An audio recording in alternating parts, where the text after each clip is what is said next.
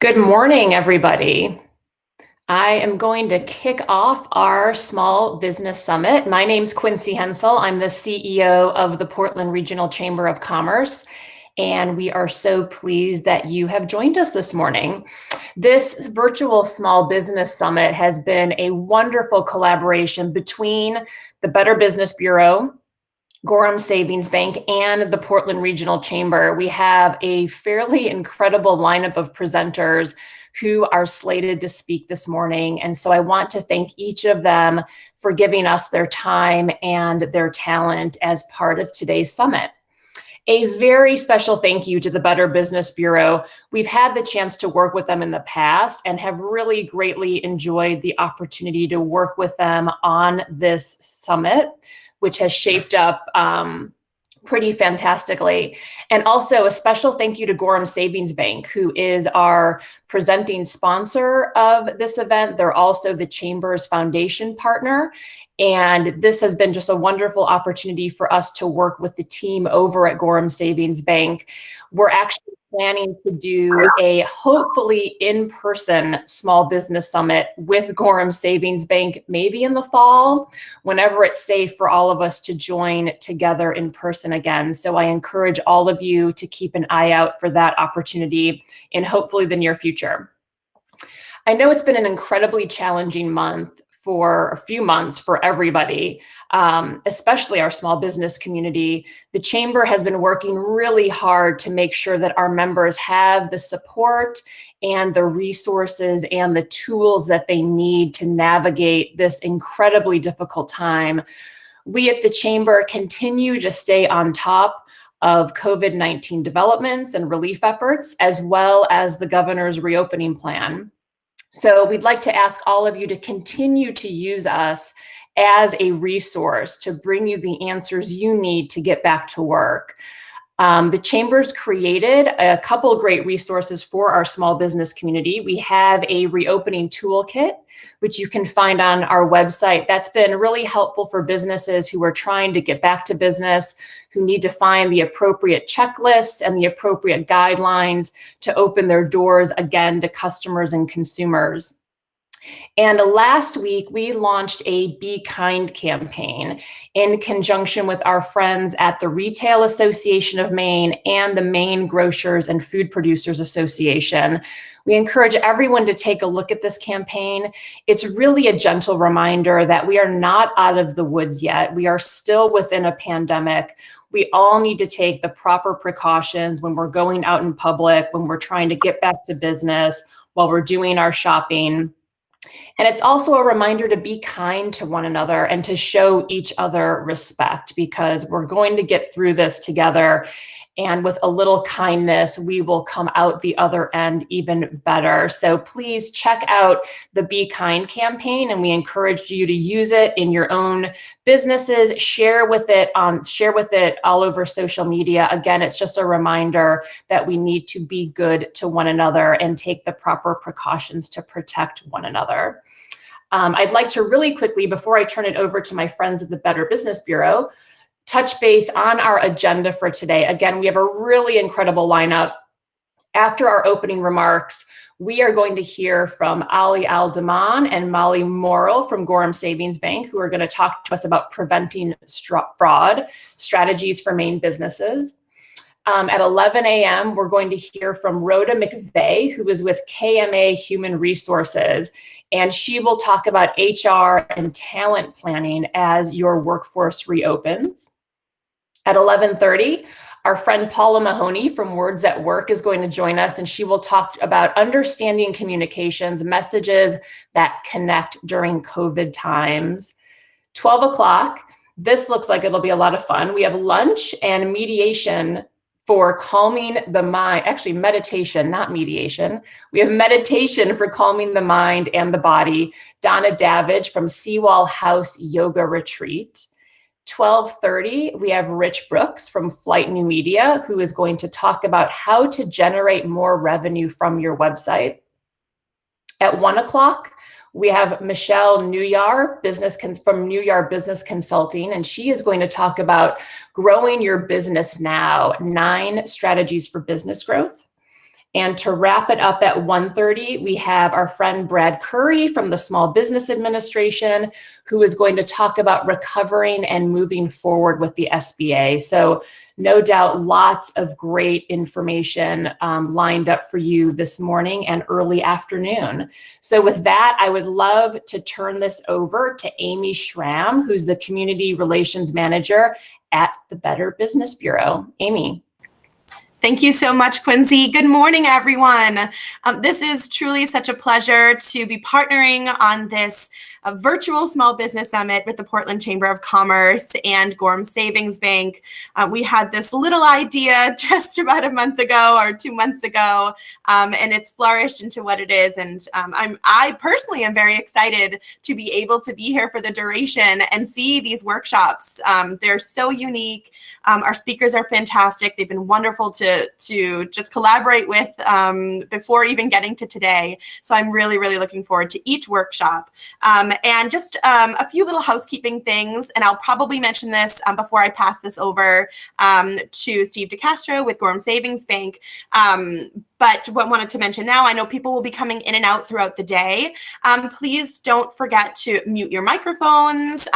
Feel free to turn off your camera. You don't have to show yourself during the duration of the event today. If you'd like to, seeing your smiling faces is a pleasure, but don't feel like you have to. I would say the big thing is probably just making sure that your microphone is muted. There are a few options for you to view the screen in front of you. On the bottom of your screen, everyone has the same controls and options. So you'll see the mute button in the middle. You'll see the video camera to the right of the red telephone. You don't want to click that unless you want to leave the meeting, but we hope that you don't. And then all the way on the right, you'll see just 3 dots.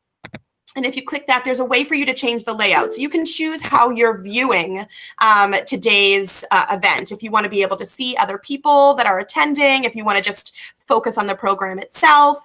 And then we've already had a few chats pop up. So there's an option to type in questions, to chat with other people that are here, to express your thoughts on a particular program and for our speakers.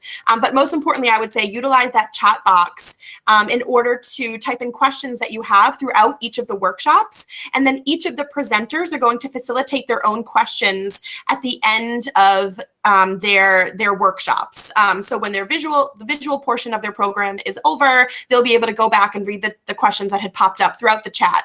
You're also welcome to unmute yourself once they vocalize that they're ready for questions and ask your questions through that format as well. But we think that the chat might be able to work best. And also, they're welcome. Our speakers are welcome to take questions throughout their programs as well. So, if a question pops up in the chat and they want to answer it in the middle of their program, they can certainly do that. But just a few features. Again, I'll probably remember that. I'll probably repeat that, although albeit briefly towards the end of this. But I just wanted to say again, thank you so much for being here. Welcome.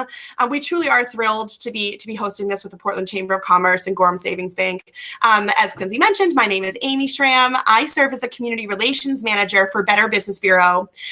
We serve Eastern Massachusetts, Maine, Rhode Island, and Vermont. Our office is located in Marlborough, Massachusetts, but we really wanted to bring a small business summit to Maine, and are thrilled to hear that there was already one in the works. So when I reached out to Tommy at the Chamber, it was a joy to hear that something like this was already being planned, but that we could maybe almost offer this virtually, and then potentially, hopefully, at some point, be able to maybe collaborate on something in person in the future.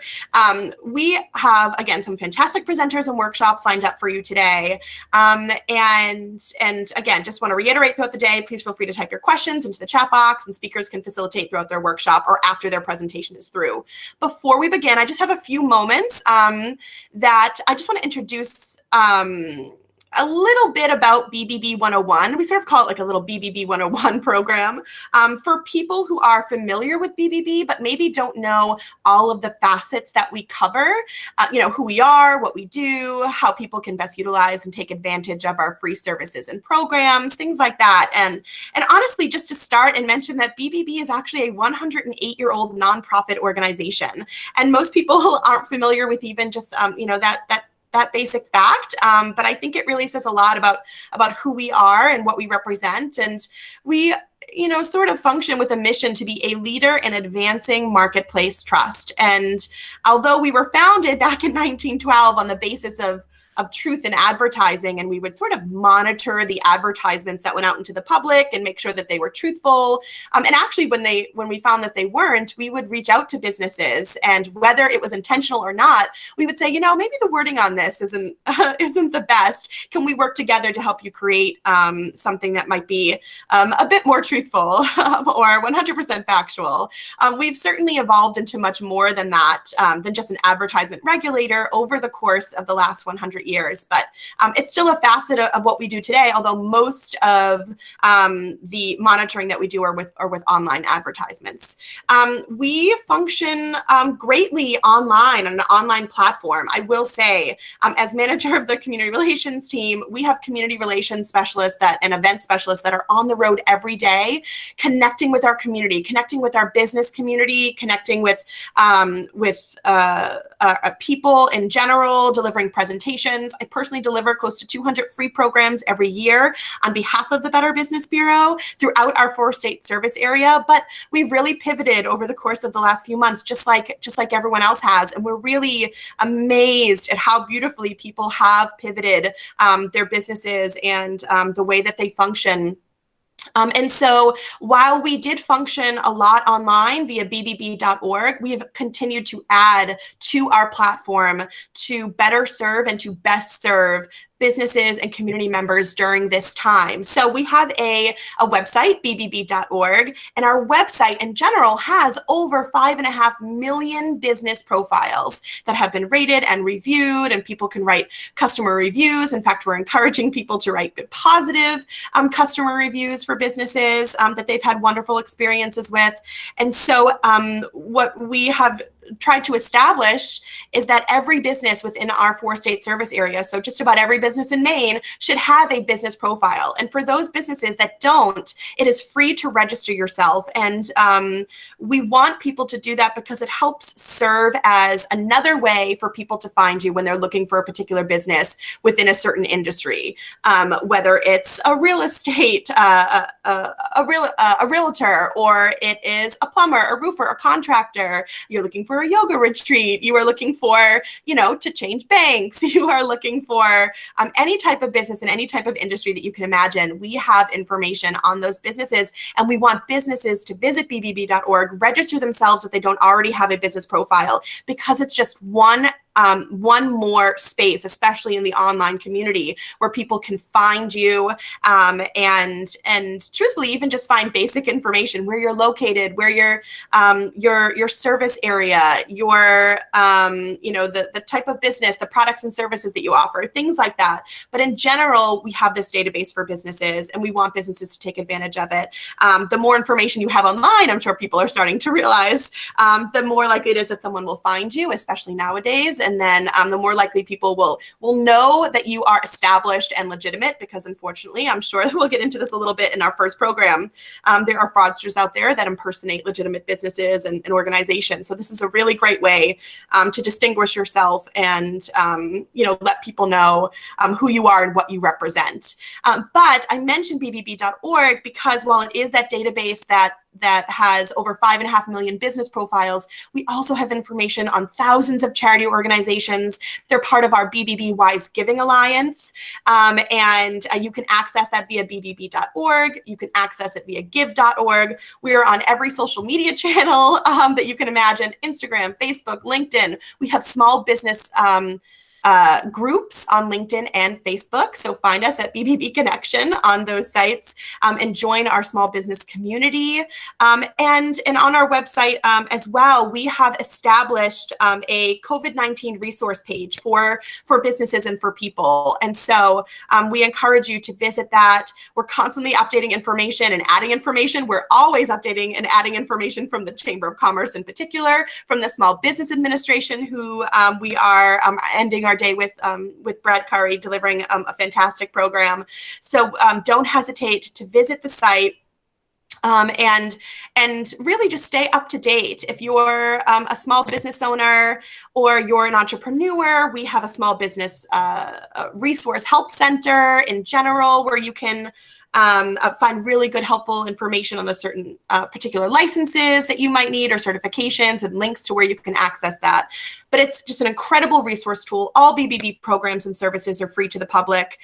In lining up with the first program today, we have a scam tracker, a scams portion of our website.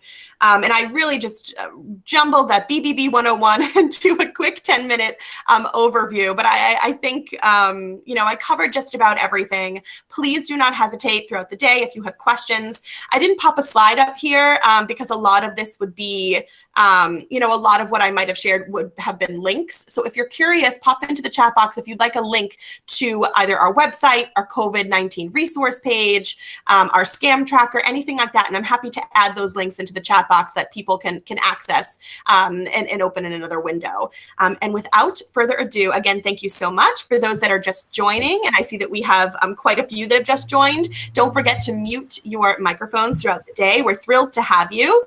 Feel free to turn your camera off unless you'd like us to see your smiling faces, which again, we would be thrilled to see. And enjoy today's event. We're thrilled to have you here. And I'm gonna pass this off to our fantastic partner, Gorham Savings Bank. Steve DeCastro, thank you so much for being here. Thank you, Amy. That was great to hear some more about the Better Business Bureau. Appreciate that insight. If you told me 6 months ago I'd be sitting in my living room talking live to about 100 people with my golden retriever sitting on my feet, I would have said you were crazy, but here we are. At Gorham Savings Bank, we were really pleased to be partnering with Amy and the Better Business Bureau and our friends over at the Chamber of Commerce. Quincy and her team have done an outstanding job of representing our business community.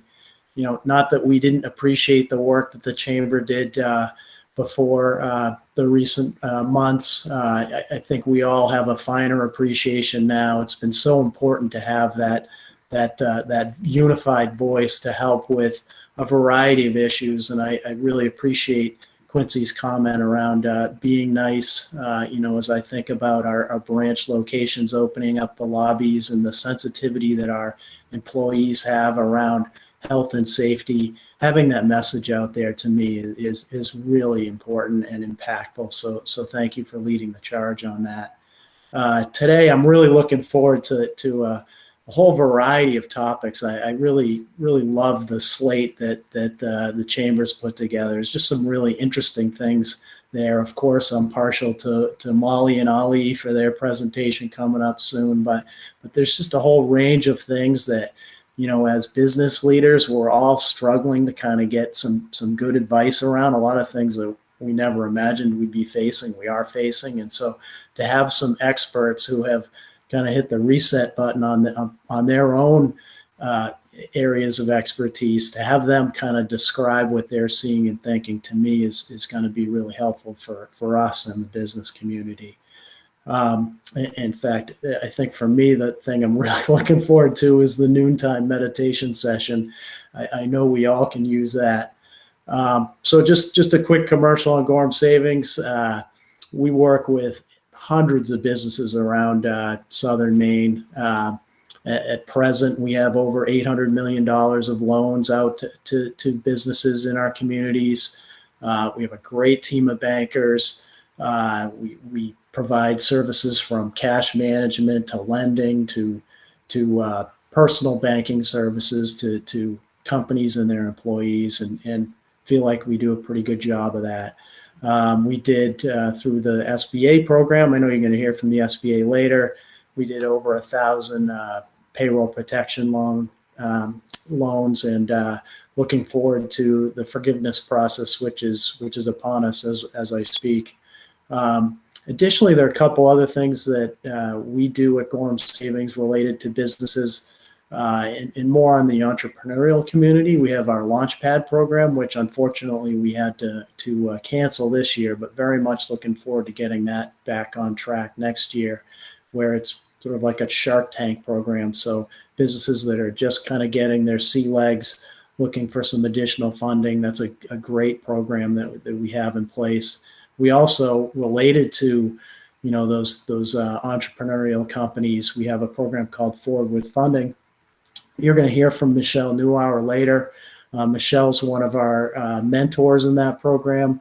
We work with roughly 15 to 20 businesses at a time, and that's kind of like a financial boot camp for businesses. So it's another program we're really proud of.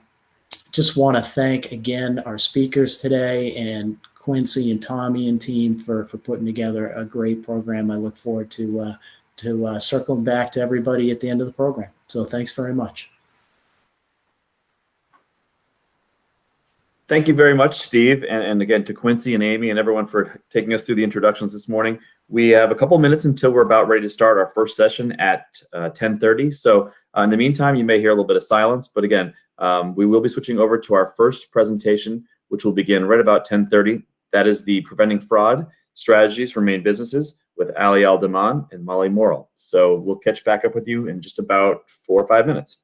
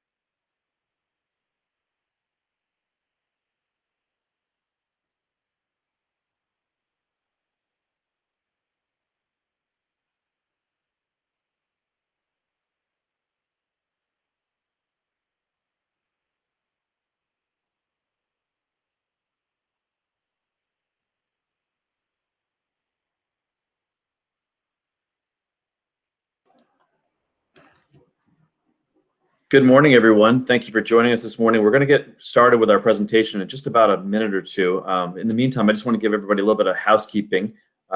If you would like to ask any questions of the presenters, there is a chat function right next to the clock in the upper right-hand portion of your screen. If you click on that chat, the chat is visible to anybody who is attending, but the presenters that will be presenting throughout the day today will be able to see your comments and be able to respond to them at the end of the presentation. We will kick off the next presentation at about 10:30. That is going to be from Gorham Savings Bank. It's going to be Preventing Fraud Strategies for Maine Businesses with Ali Aldaman and Molly Morrill. In the meantime, if you've just joined us, if you'd like to mute your microphones, that way we can avoid any background noise. If you do want to change the presentation view for what you're seeing for the presentation, if you go to the lower right-hand corner, there's 3 dots. If you click on that, the first option is change layout, and you can change that from either auto to sidebar to spotlight or tiled. You may prefer sidebar because that will give you the biggest visibility to the presentation that the presenters will be giving, as well as it'll show the most recent speakers over on the right-hand side. But it's totally up to your preference. So we'll kick off in just about 2 minutes, and I'll introduce our next speakers.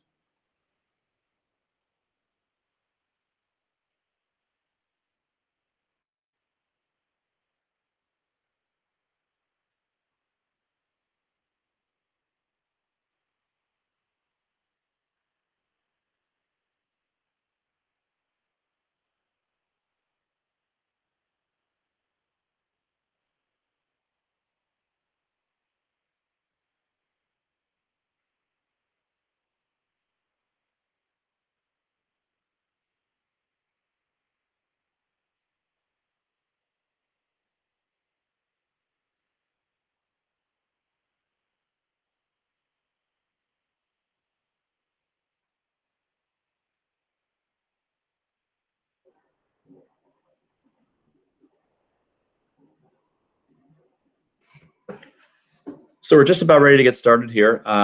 Again, just one more quick introduction before we introduce our speakers for the next session, our first session of the day. If you're just joining us, if you want to go ahead and put your microphones on mute. If you want to put any questions for the presenters, which we'll have some time at the end of the presentation to enter questions for the presenters, you can utilize the chat option. It's right up there in the upper right-hand corner next to the clock and the number of attendees. You can chat a question in there that our presenters will hopefully be able to respond to before the end of the session. The presenters will speak for about 20 or 25 minutes, and then at the end of that, they will respond to any of your questions. But without any further ado, it's my pleasure to introduce Ali Aldaman and Molly Morrill from Gorham Savings Bank, and they are here to present the topic of fraud and strategies for Maine businesses. Take it away. Thank you, Tommy. Give me just a minute here to share my screen with you all.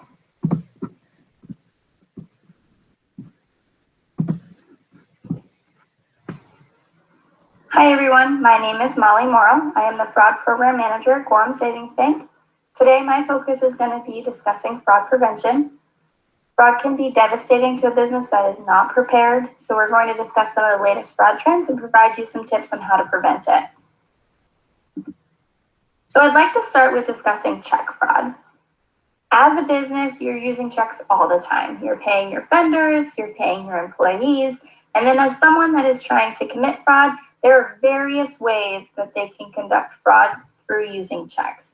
They could forge a check. If they're able to gain access to your checkbook, they can sign your name, make it payable to whomever they'd like.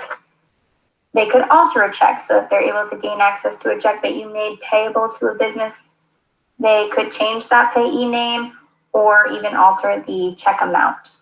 And then counterfeit checks, if they're actually able to gain access to all your banking information, they could input that on their own check stock and create a whole check using that information. So recently within Southern Maine, we saw 2 different types of fraud happening that resulted in check fraud. We had mail fraud, which was a group of individuals that were targeting unsecured business mailboxes. So say, for example, you're a business that is there Monday through Friday. However, mail still gets delivered on Saturdays to your mailbox. Not a big deal, you just wait till Monday to collect that information. Unfortunately, this group was looking for exactly that. They were targeting those mailboxes when you weren't there on the weekend. They would go intercept that mail, and then they're looking to either intercept checks that were coming into you in order to alter them or steal the banking information. Checks you had going out of the mail, they do the same, or they're looking to obtain just your banking information, create a counterfeit check utilizing that.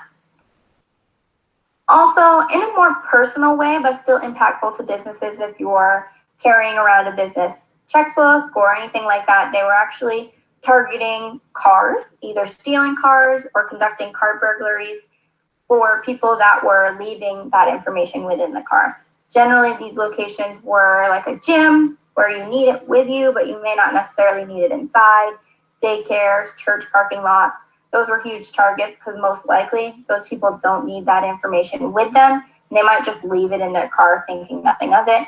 Unfortunately, that's how they were getting access to banking information and checks, and then they were utilizing that to commit check fraud. Now that we have discussed what check fraud is and how it occurs, I would like to invite Julie Turner, treasurer at RJ Grondin & Sons, to provide her check fraud story to you all. Hello there. My name is Julie Turner. I'm the treasurer for RJ Grondin & Sons in Gorham, Maine. I want to thank Molly and Gorham Savings Bank for inviting me here to talk about our experience with check fraud and what we did to mitigate risk. It's definitely an important topic. As you may have heard, check fraud is making a comeback. Don't let this happen to you. Some sucker, can I pay you later? With that, I'll move on to why I'm here, and that is to talk a little bit about our personal experience with check fraud. Back in October of last year, we received a call from Gorham Savings Bank letting us know they thought we had a fraudulent check trying to clear our account.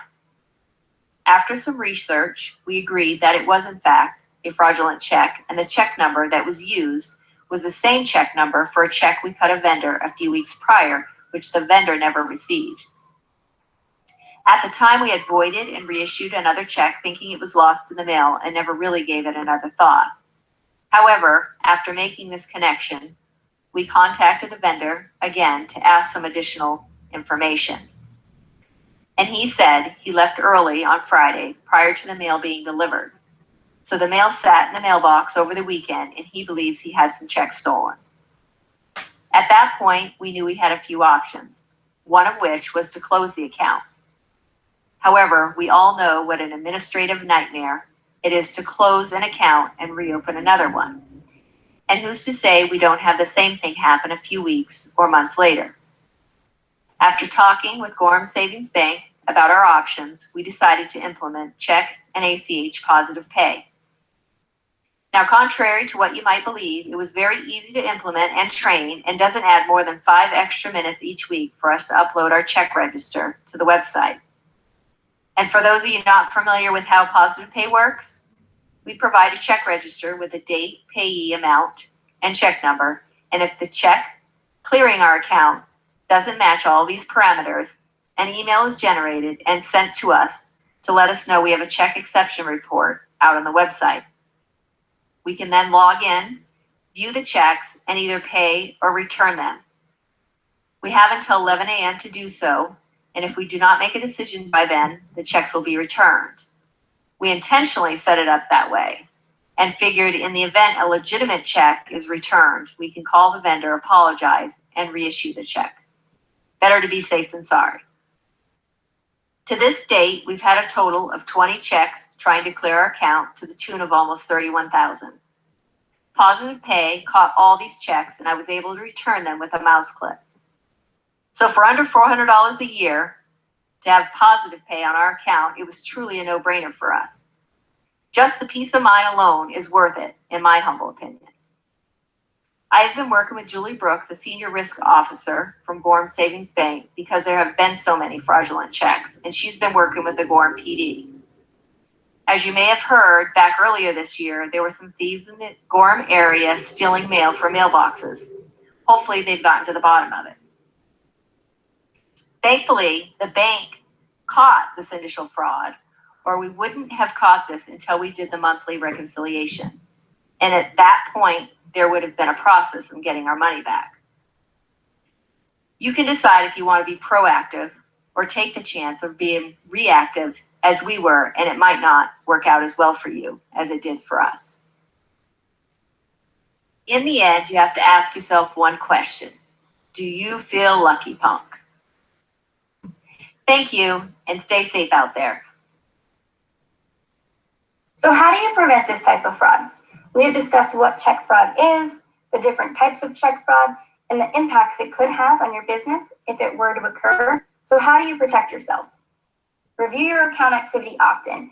If you can, review it daily. This provides you insight into what's going on in your account and the opportunity to let the bank know as soon as possible so they can take action as well. Have internal controls such as dual authorization. This would definitely depend on the size of your organization and the employees that you have available in order to do this. However, if you were to, for example, have an employee that makes all the checks payable to the employees, the vendors, and then someone else sign off on that activity, that would ensure that two people are always looking at those checks. We discussed mail fraud earlier. If you have an unsecured mailbox, there are a couple of options. You could get a P.O. box. You could have your mail delivered inside the office or even have it held over the weekend if you're not there. That would ensure that people don't have access to that confidential information when you are not around. Quorum Savings Bank also has Positive Pay and ACH Positive Pay services that you can implement on your account to help protect you. Other banks may have services such as this, and ensuring you know what those are and implement them if necessary could be very beneficial to your business. Another type of fraud that I would like to discuss is wire fraud. Depending on your business, you may or may not issue wires on a regular basis. However, for people committing fraud, wires are very appealing because they are a fast form of payment and they're difficult to recover once the funds are sent. I like to remind people that issuing a wire is like sending cash, and you always want to ensure that you are confident with where and who the funds are going to. Wire fraud can happen in a variety of ways. However, the most common is through business email compromise. Say John Smith is an executive at your company. The people committing fraud are able to gain access to John's email account, and now they can act on his behalf. This is a valid email account for your business, and they're going to utilize it to make requests. They send an email to John's coworker, Mary. They're going to request a wire to be sent. This may be difficult for Mary to question because the email appears to be coming from John, and maybe John has the authorization to request wires, and he could even do so on a regular basis. The benefit of compromising an email is that someone can pretend to be you much easier. They don't need to look or sound like John. They just need to act on his behalf. They even could go as far as ensuring they communicate the way John communicates by reviewing your sent emails to mimic that communication style. Now, there are ways to identify suspicious email requests for wires to be issued, and we will discuss that next. So how do you prevent wire fraud? We discussed how wire fraud generally originates through business email compromise. But what are the things you can look for to help indicate that this may be a fraudulent request? What do you tell your employees to look for and what steps they should be taking? And how do you protect your business? One of the best practices for wires I can tell anyone is to confirm the instructions with a different form of contact. If they emailed you instructions, call and confirm those. This ensures that if the email communication channel has been compromised, that you are communicating with that person in a channel that is not compromised. With email, have them looking for any unusual urgency to the request and any spelling errors. Get insurance coverage. As a business, you probably already have insurance in place, but do you know if it covers wire fraud? Do you know how it works? Understanding the insurance you have or ensuring that you get insurance that covers this scenario could be key. So there is another type of fraud that I want to discuss here today, as it is currently ongoing, and it could impact your business, your employees, your friends, your family, or yourself. There is a Nigerian crime ring that is operating that is known as the Scattered Canary, and they've been known to commit tax fraud. They have now shifted their focus and begun benefiting from the global pandemic of COVID-19. This is a well-organized fraud ring that is utilizing stolen personal identifying information to either file fraudulent unemployment claims or intercept valid unemployment claims and gain access to those funds. I just want to briefly walk through some scenarios that may happen to you or someone you know that could indicate that you or them could be a victim. You receive a notice from your employer notifying you of an application for unemployment benefits. You receive funds deposited in your bank account that you were not expecting. You receive letters regarding an unemployment application that you did not file. You have received funds deposited in your bank account and have been contacted by someone instructing you to withdraw the funds and send them to somebody. Now, those are some scenarios on how you could identify that you are a victim or someone you know is a victim of a fraudulent unemployment claim. You could definitely identify it from another source. However, if you are a victim, you should take action. You should report the activity. You can report it through your state government website or justice.gov. You should advise your bank. If you received funds, you should contact them and advise of that activity. And you should secure your identity. If you are a victim of a fraudulent unemployment claim, your identity has been compromised, and IDtheft.gov will have best practices and next steps for you to follow in order to protect yourself. I would like to thank you all for joining today, and now invite my colleague, Ali Alderman, to discuss some IT best practices with you.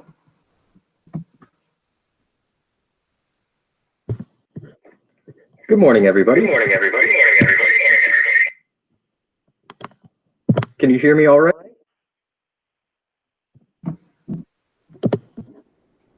Yep, you're good, Ali.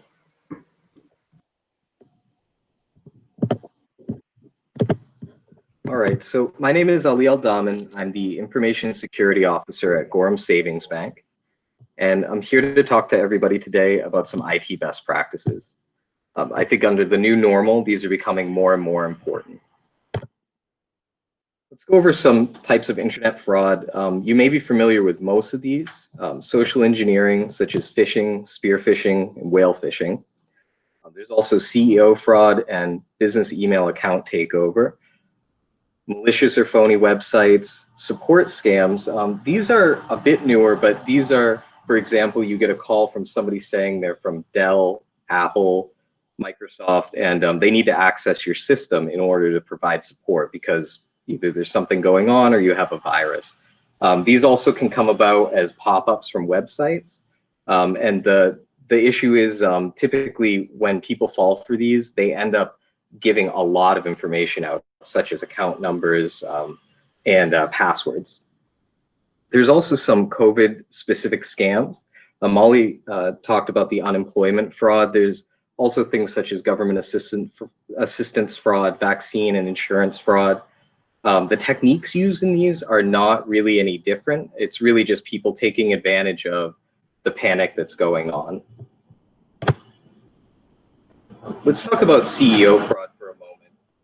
CEO fraud can be very devastating to a business. This is typically how thieves will engage in wire fraud. And it can come in a number of flavors. The first of which is pretty basic, but they can simply spoof the name of the sender, as is the case in this example. More advanced techniques can actually spoof the domain, which makes it seem much more authentic. To avoid that, you need to ensure that you have the following standards properly configured. I've listed these below: SPF, DKIM, and DMARC. Having all of these properly configured makes it very, very difficult to spoof somebody's domain. If you pay for somebody to manage your domain or your email, check the documentation just to ensure that these are configured, or reach out to support. But if it's something you manage yourself, you want to make sure that these are both enabled and properly configured. Finally, CEO fraud can take place when an email account is actually taken over. This happens 99% of the time that this happens, it's because of a password being leaked or weak authentication standards. We'll talk about strong passwords in a moment, but I also want to encourage everyone to enable multi-factor authentication every single place that it's available.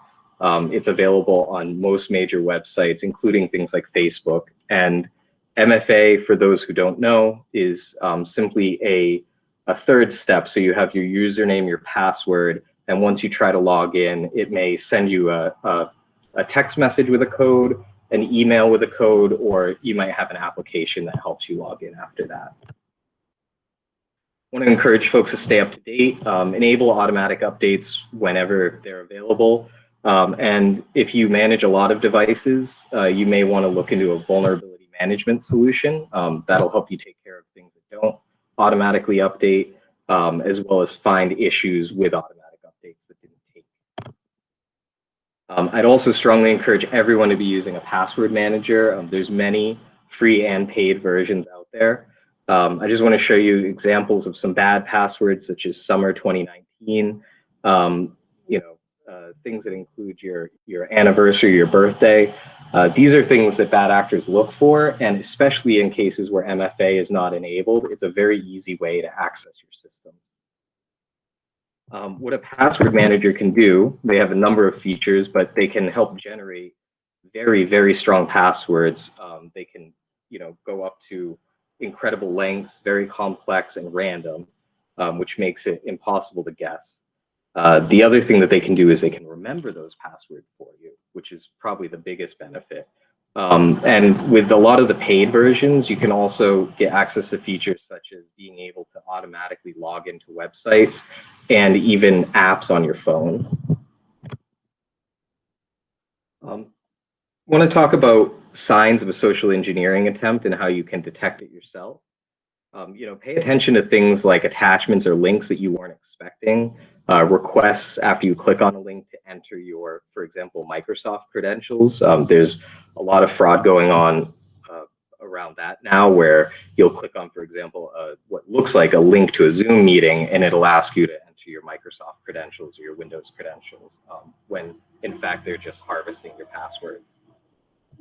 Pay attention to the tone of the caller or the sender. Are they trying to create a sense of urgency or making threats? And did you expect the email or the request? That can be a big tip-off, especially with things like CEO fraud happening. Antivirus is essential for your PCs. Even Apple devices should have antivirus on there. Paid versions are typically best, although Microsoft Defender, which is included with your Windows license, is a very good solution. Just make sure that you have some sort of schedule set up for your scan so that you're able to scan often.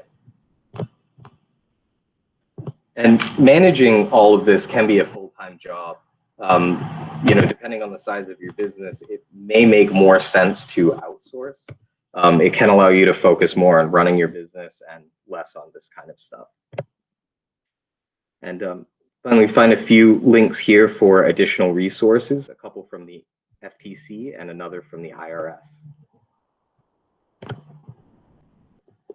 Thank you. And are there any questions?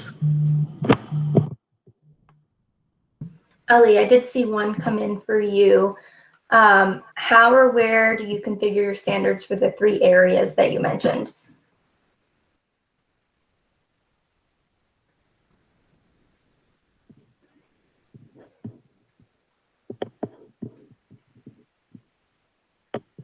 So this is actually set up in your domain policy, and it can be edited by text.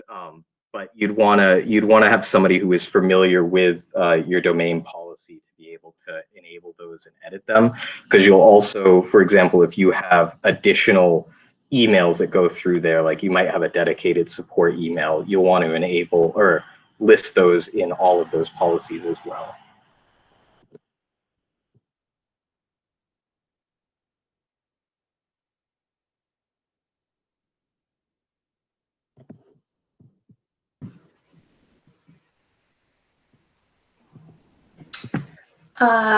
Are we able to recommend any particular antivirus or any identity theft softwares or things to look for? Ali, again, I'm going to lean on you for that question as well.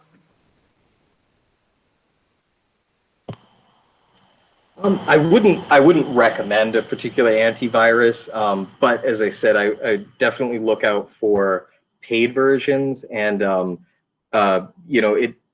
I would also recommend looking for a piece of software that was produced in the United States. There are some that are produced in countries that might not be as friendly to us.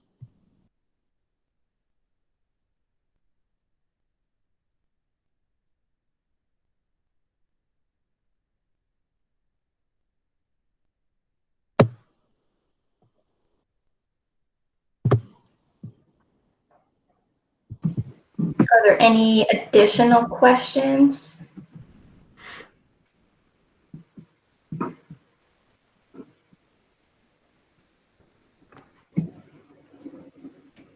Have we noticed any new trends with COVID? I guess I can speak to this. Okay, I guess specific to fraud. Definitely the unemployment fraud is a huge trend right now. I would say that with what we've noticed at Gorham Savings Bank, that's kind of the big focus right now. Check fraud recently over the last year has definitely increased as well. Outside of that, I would say just the regular scams. They're definitely taking advantage of people being at home, working from home, and being in a vulnerable position where people may be looking for additional financial stuff. They may be reaching out for work from home jobs if they were recently laid off from their workplace. And people are falling for that, unfortunately. Not everything out there is valid. And when you're in a vulnerable state, you're more likely to look for those things. And then if they seem to kind of fall in your lap, take advantage of that opportunity. And unfortunately, they're not always real. I would say as well, just the need for that unemployment money. They were targeting using people's personal identifying information to file claims, but they're also intercepting valid claims. So just making sure that you guys are tracking those funds, ensuring that your family and friends know the process when they should have those funds. And just recognizing if you're getting funds you don't feel that you should have in your account, not utilizing that money. They may have just gained access to your account and they're going to reach out and request that money back. And unfortunately, if you play along with that, you're now involved in that process. But I would say just around COVID, those are the few things they seem to be targeting. More to come on that. I think just over working from home, that not having the secure computers, falling for scams, those kind of big targets right now. Another question, if I suspect fraud in general on my accounts, is there someone at my bank that I should call first? I would say call whomever you trust at the bank. Depending on who you work with, they may have a fraud department. If it's fraud on your card, generally there's a number on the back of the card that you can call. For Gorham Savings Bank, you can always call the branch that you do most of your business at. If you work with a loan officer, they all know who to contact and kind of pass your information along to ensure that you're talking to the appropriate people. Call centers for your banks as well, they all have processes in place if you call with a question suspecting fraud or not sure if it's fraud. They have steps to take in order to find who you should speak with and then kind of guide you in the right direction for that.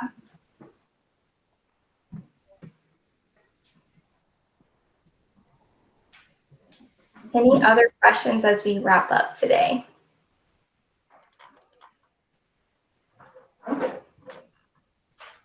All right. Thank you guys again. I think we're going to pass this to Tommy. Thank you both. And I did see a question that just came through. Maybe you guys can answer this one really quickly while we have a minute. What is a reliable source to learn which software is produced in the US versus out of the country? And that might be for Ali. So their website would be able to tell you. They do not obfuscate that. They don't try to hide it. But you just want to do a little checking around.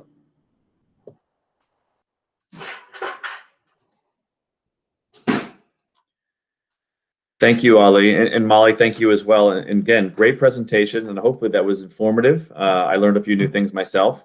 That's going to wrap up this session. I do want to let you know that we are going to be coming up on our next session in just about 3 minutes. So if you're staying tuned for that one, you can just stay here. You might hear a little bit of silence. We don't have any elevator music per se, but thanks again to our friends at Gorham Savings Bank and to both Molly and Ali for a great presentation. Thanks again.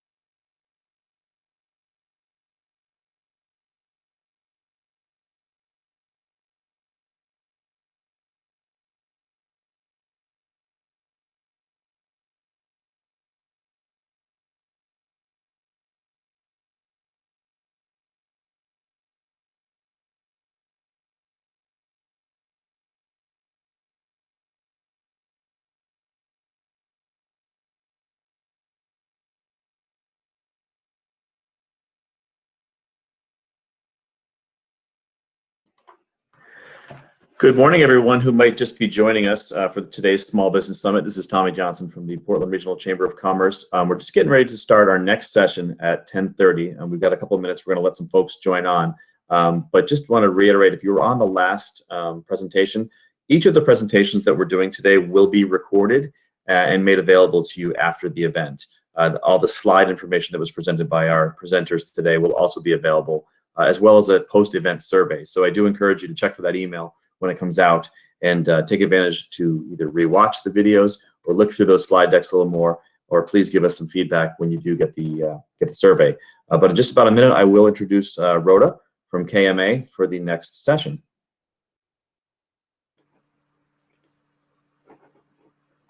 Okay, good morning, everyone. Welcome to HR Talent Planning as your workforce reopens. Hope, Tommy, is everyone hearing me all right, do you think? Can hear you fine, Rhoda. Sounds great. Excellent. And are you going to advance the slides, or am I? I was going to have you do it. You can share your screen. Maybe I should explain to you down the bottom right. If you you see where the screen share is. I see it says Thomas Johnson presenting. Yep. So if you go ahead and share, you'll overwrite my sharing. So your slide will come up right up. Got it. Okay. Thank you so much.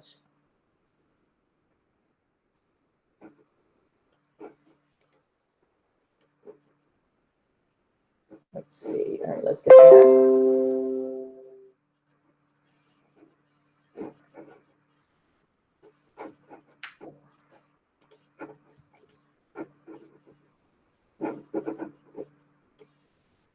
Okay, is my screen, do you see my screen now?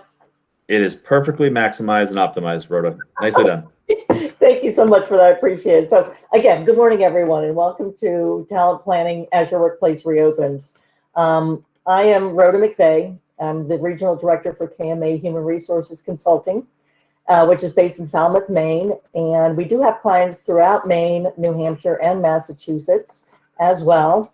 And KMA is your partners in managing and growing your most valuable resource, your people. So let's start with what's at stake, with what's going on. Clearly a lot. The pandemic has created a monumental dilemma no leaders have faced before. Reopening means asking your team to run the risk they may be exposed to the virus. Staying closed any longer means you may never have the means to open again. So let's talk about what you may already be considering, should be considering with regard to your employees about reopening, bringing them back to work. First of all, communication. Communication, my perspective is at the foundation of all successes, and it's at the foundation of all failures. So you definitely want to have been communicating clearly and frequently with people who were furloughed or people who were working from home and just not sure what was going on. And you've been asking them all throughout, how are you doing? Hope things are going well. What help do you need from me? And you've been telling them what you do know or you don't know. We highly recommend having an infectious diseases and control plan to document all the steps and protocols in one document, along with any self-certification requirements you might be requiring at your business. You also might want to consider publishing a brief guide or FAQs for your employees that helps cover all those things that you know they're going to be concerned about. And I'll be discussing a little bit more in this presentation, like fear of returning to the workplace, sanitation, distancing, meetings. You want to tell them what the requirements of them will be. Self-certify, temp checks on the way in every day. Do they have to wear a face mask, wear face coverings, work staggered shifts, be socially distant in the workplace, one person in the bathroom at a time, their role in sanitizing. A good mantra to have is you touch it, you wipe it. That's an easy one to remember for sure. You definitely want to be sure to explain these things. It may also change throughout the next several months as people start to go back into the workplace, customers or clients start to come in, because we're all experiencing these things for the first time, and there may be some things that come up that you hadn't previously thought of. You also want to be sure you include your employees. Ask them to share any ideas they may have on improving your protocols. Let them know you're open to continuing to make it better, that this is something that's going to be a work in progress for us for a while. Remember to send your team email or text frequently to remind them that you're taking every step possible to make your workplace a safe environment and reminding them of what's required in the workplace. You also want to remember to regularly check in with websites like CDC, DOL, OSHA, your state agencies for any updates, because this stuff is changing quickly, daily, sometimes multiple times during the day. And KMI Human Resources also has a resource page that you can access where we keep it updated on a daily basis, and it's at kmahr.com. Now let's talk a little bit about workplace prep. You want to first of all do a mental walkthrough of your employee's day. Sorry about that. You want to do a mental walkthrough of your employee's day from parking lot to being at their workstations and beyond. That means like the entrance, the stairwells, the elevators, time clocks, workstations, break rooms, shared printers, customer-client interaction areas. Work with managers to adapt specifics to their particular areas.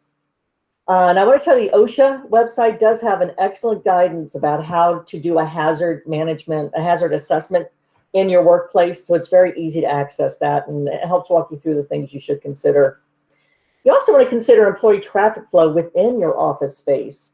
Can you have employees walk one way down a hallway, or one way into a shared area, one way out, to be sure that you're lessening the chances of them coming within 6 feet of with each other? Also, you're going to have to thoroughly clean your offices. That means your air ducts, your ventilation systems, your work surfaces, your floors. Every surface a hand can and has touched, you want to be sure has been thoroughly cleansed and is on a schedule to be constantly re-cleansed. You also want to try to make your work environment as touchless as possible. Auto door openers, auto faucets, auto soap and paper dispensers. If you have a keypad where people key in to enter the workplace, you want to try and replace that with something where they just have to wave their ID in front of it. And clearly, these retrofitting activities of your workplaces are going to cost some expense, some money to you. But it's something that is not going to go away anytime soon, and you can ease into it and pace yourself as you get your workplace retrofitted in such a way to be as safe as possible to your employees. You also want to be sure you post signs in common areas like your elevators, your conference rooms, break rooms, bathrooms, stating that these areas have been thoroughly sanitized and the schedule on which they're going to be cleaned. Is it every 3 hours? Is it twice a day? What is it? Be sure, and then be sure that the cleaning does actually take place. You also want to post other signs available through your state agencies, through OSHA or CDC, around hand washing, stop the spread of germs, how to wear a face covering properly, and what to do if you feel ill at work. You also, it's important, you're required by law to post the FFCRA poster. That's the Families First Coronavirus Response Act. There's a poster regarding employee rights to paid sick leave and/or family medical leave related to COVID-19 related reasons. You definitely want to be sure you have that posted as well. And you want to consider floor markers, tape lines for 6-foot distances. You want to be sure you place masks, face masks, sanitizers, paper towels, etc. throughout the premises to make them accessible to your employees. If you allow clients, customers, vendors, etc. in your workplace, you want to post signage for them. Are face coverings required for them? Should they really stay in their vehicles and call the person they're visiting before they attempt to enter the building? And make sure your employees are made well aware of the protocol and are compliant with these requirements also. They can help you a great deal in that regard. Of course, no employer can ever guarantee 100% safety in the workplace and that no one will contract COVID-19. However, you definitely want to do your best to stay up on the requirements to make your location as safe as possible. And it's really important that you show you're taking every proactive step that you possibly can to make your workplace as possible for everyone there, because that will show great proactivity towards doing it, and that you take it very seriously, because you do. Social distancing, we've all heard a lot about this. So what does it mean in your workplace? You want to prohibit lingering or hovering over workspaces, no standing around the water cooler, talking about last night's show that they saw on television or whatever. You want to ask employees to gently remind each other if they're not following the protocol. Remember, this is new to all of us, and it's going to take some behavior modifying of all of us to remember to do these things and remember to stand a distance from each other.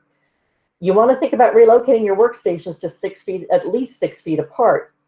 And if you can't do that, then you need to think about installing some sorts of dividers, whether it be some sort of plexiglass or some other type of divider that's going to be sure there's more safety of the emissions moving between the locations there.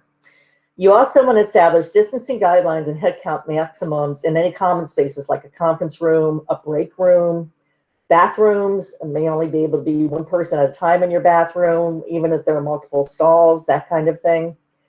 As much as possible, try to restrict meetings to video only. Or if you do have a conference room, make sure that it's the maximum only so that people can be in that room at least 6 feet apart and can enter and exit without going next to each other. In fact, many businesses are no longer having coffee stations or shared microwaves. You need to really determine what is best and safest for your own environment. Let's talk about workplace exposure. First of all, make sure your employees know that if they feel sick, they do not come to work. If they feel sick, tell them not to come in the morning and tell you, I'm feeling sick, and then leave.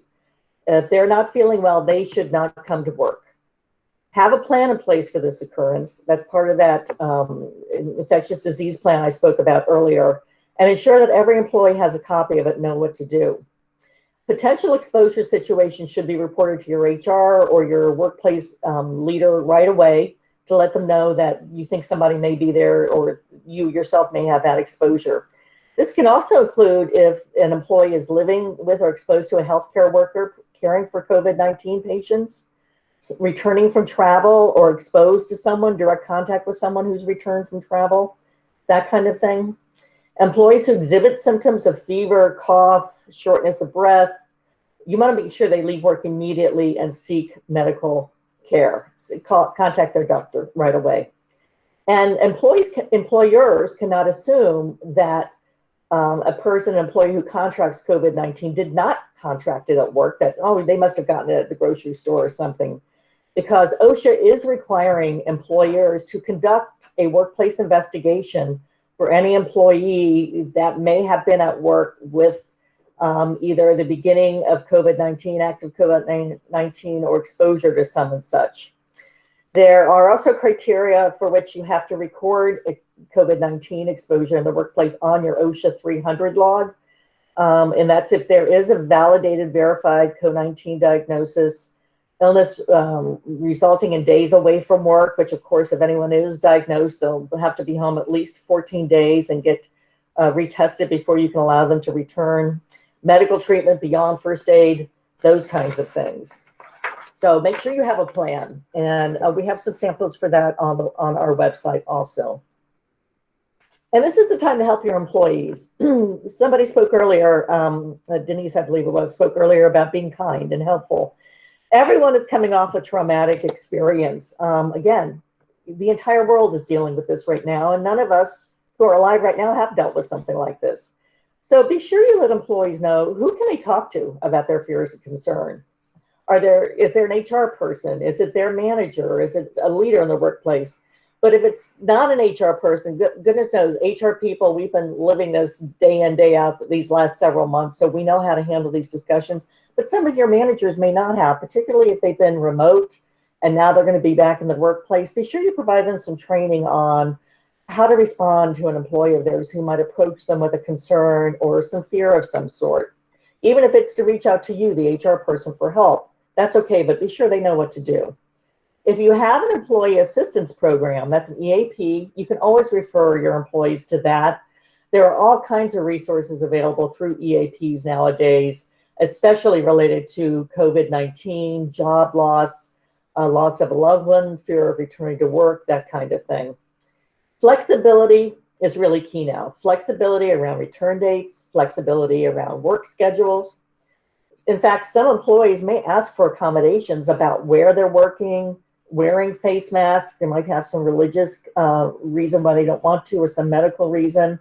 You want to accommodate when you can, remembering to engage in the interactive process with them, as some of this may well be covered under ADA, the Americans with Disability Act, which does require you to interactively engage and figure out how to accommodate that. I think you also want to remember that all of the states are still urging employers to allow their employees to continue to work from home as much as they possibly can. If it's been working well and if they can continue to do that, it's a good idea to have them continue doing that for a while. There are also some things that you want to consider about recalling employees to the workplace. If you're recalling furloughed employees, those are employees that you have just stopped working. They were not able to work remotely, but you have not terminated them. You put them on furlough. You want to give them a written notice that gives them the date of the notice for them to return to work, confirms their title, their exemption status, their pay, their hours, their schedule. Even if nothing has changed, you definitely want to give that to them in writing again, because you want to be sure you're both clear on what the expectations are from day one. If you're returning a laid off employee or employees, remember those are employees that you terminated. That is a rehire. You need to give them an offer letter or whatever you normally do when you hire people, as well as utilize your normal rehire paperwork for that. You also want to be sure you don't discriminate. And what I mean by that is that you don't decide for people who should come back to the workplace or not, just because they're in a high vulnerability group. Just because you have an employee who may be pregnant and you're worried about her coming into the workplace, that's not your decision, that's her decision. You have employees who are 65 or older, you know they're vulnerable. You don't want them to come back. Don't make that decision for them. Let them make that decision. You do not want to discriminate. And you need to really realize that some people will be too afraid to return to work. You have one-on-one conversations with those people and really probe for understanding. What are they concerned about? What can you tell them you're doing to try and mitigate those fears or neutralize them? And this may evolve into a conversation asking for accommodations. Also, you need to plan for recruiting and onboarding in a remote workforce world going forward if you haven't already done that. What that means is you want to make use of applicant tracking and onboarding tools. Generally, those are a part of your payroll or HR platform, or can easily be added to that. You want to use remote video, Zoom, FaceTime for doing interviews with people. And you need to accept you may not actually meet a person face-to-face before you make a hiring offer. That doesn't mean you still don't go through all the other pre-employment processes you normally have, but you may not meet face-to-face. And you can legally screen candidates for COVID-19 only after making them a conditional offer of employment. That's when you say, I'm making you an offer of employment to join my company as a programmer, effective blah, blah date, and here are other pre-employment processes you must complete, including a COVID-19 test. But if you do that, if you do require pre-employment COVID-19 testing, you must do it for all people that you hire with that same job title. So you can't do it for a programmer this week, but 2 weeks later you hire a programmer and you don't test them. You need to make sure that everyone in the same job category gets tested. And you may not test for the asymptomatic and for the antibodies. You may not test for that. There's been a ruling on that. You may only require tests for COVID-19. And you may delay the start date of someone that has COVID-19 or symptoms. You can legally withdraw an offer if you need someone to start right away, but this person is telling you, they're revealing to you, and they must disclose to you that they have COVID-19. But you want to be careful about that. And what I mean by that is you're saying, okay, I'm withdrawing this offer, this conditional offer I made you because you have COVID-19, because I've got to fill this job right away.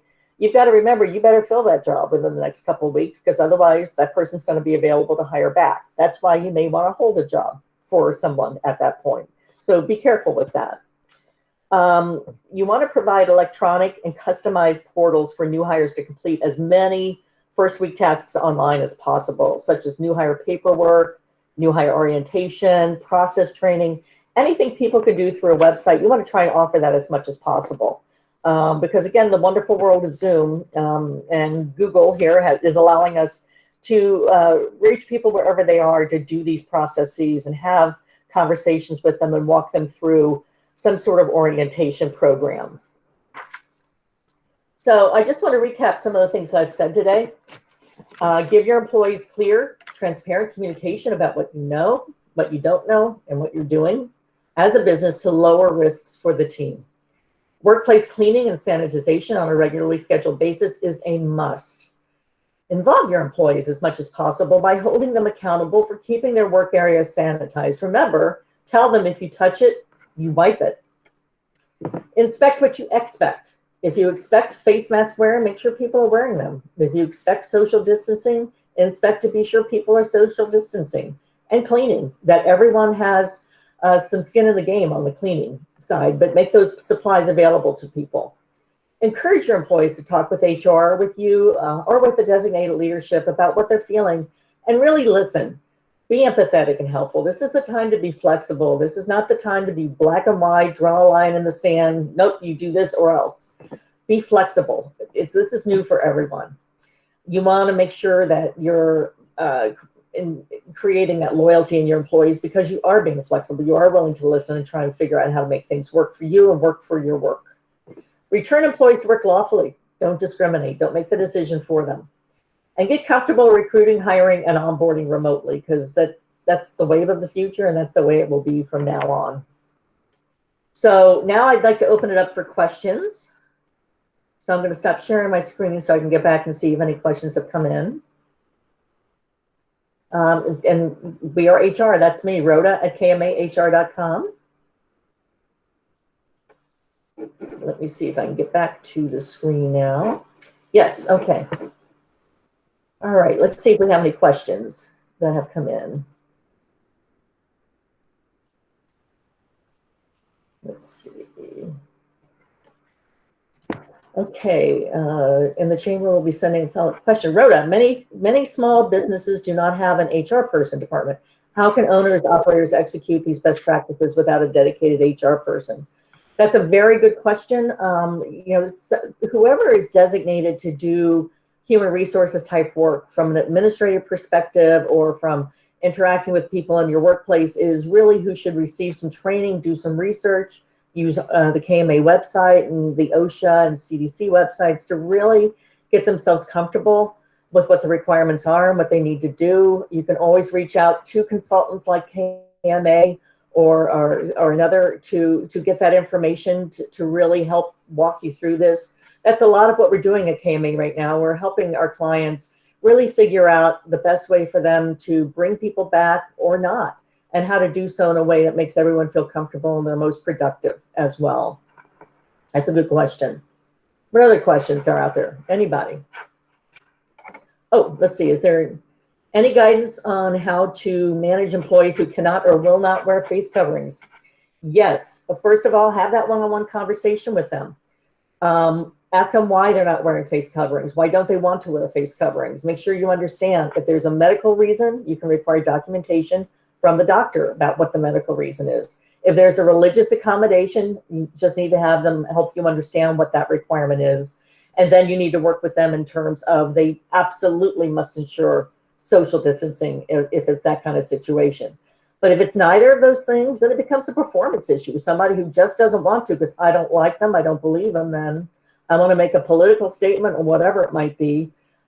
Just let them know that if they don't comply with your workplace rules, that you may well have to take next steps with them, because this is a workplace rule that you're holding everyone accountable to.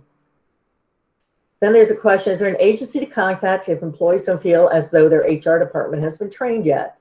You can always, yes, you can always call, your state agency, the CDC, that kind of thing to find out where you can access information. The websites are actually really, really good right now in terms of talking about what employee rights are, talking about what employer rights are, giving samples and templates and things like that. And again, we do have so much of that on our resource page. And I believe Amy said earlier, the Better Business Bureau has a COVID-19 resource page as well. So there's just a wealth of information out there. But again, you want to be sure that the information you're accessing you feel has credibility at the same time. Because there are a lot of good actors out there that sometimes put up information that is not accurate. So you definitely want to access really, relative sites that you do depend on. Good question. Anything else?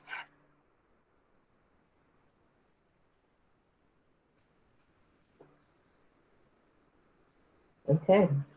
Well, it's a wild workplace out there these days, and everyone is learning. We're all learning new things as we go, and we've got to be flexible and again, be kind to each other and help each other get through this together, because our businesses will come back.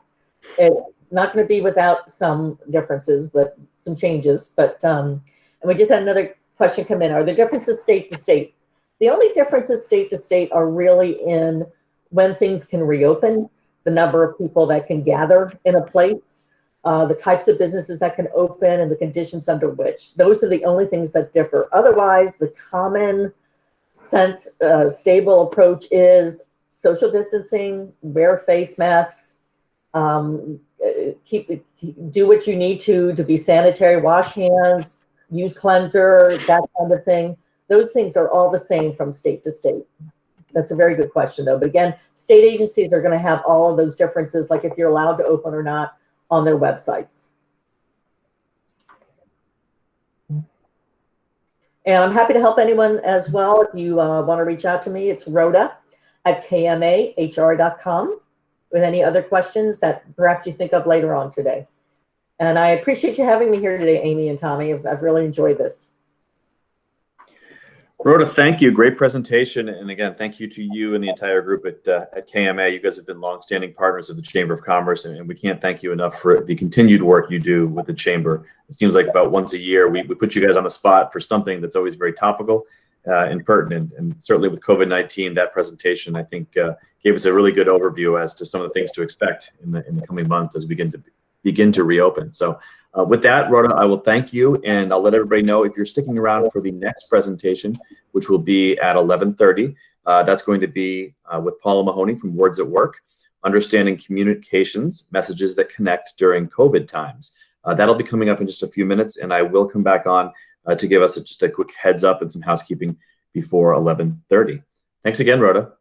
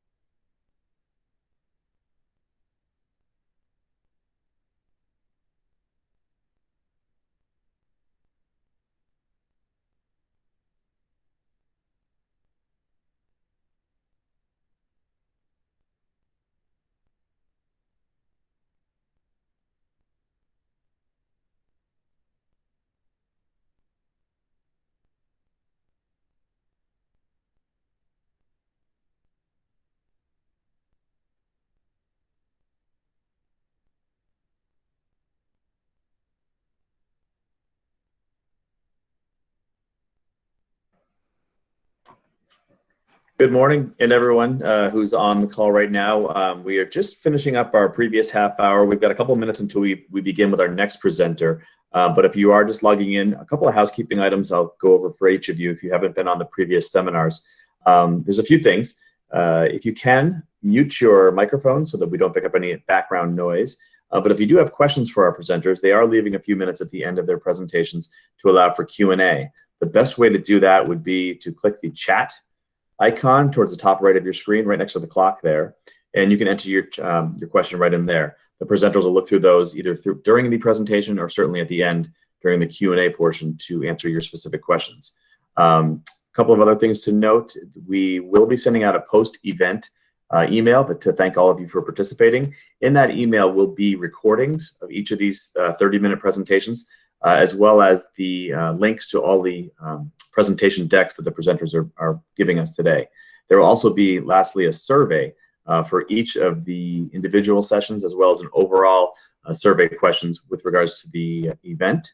And if you would take a few minutes to give us your feedback, we always appreciate hearing from all of you on how we can improve what we're doing in delivering content to you all. So in just about a minute, I will officially tee up Paula, and she'll come on for her presentation at 11:30.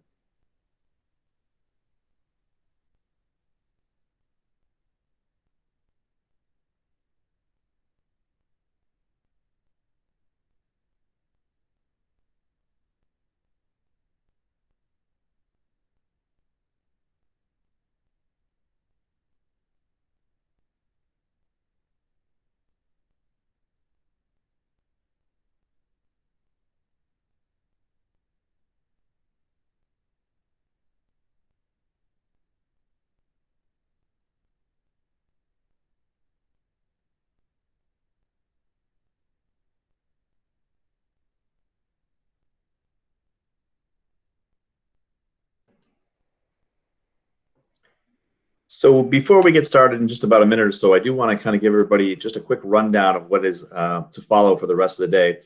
If you are tuning in right now, you are, in fact, at the Small Business Summit being put on by the Portland Regional Chamber of Commerce, the Better Business Bureau, and our friends at Gorham Savings Bank.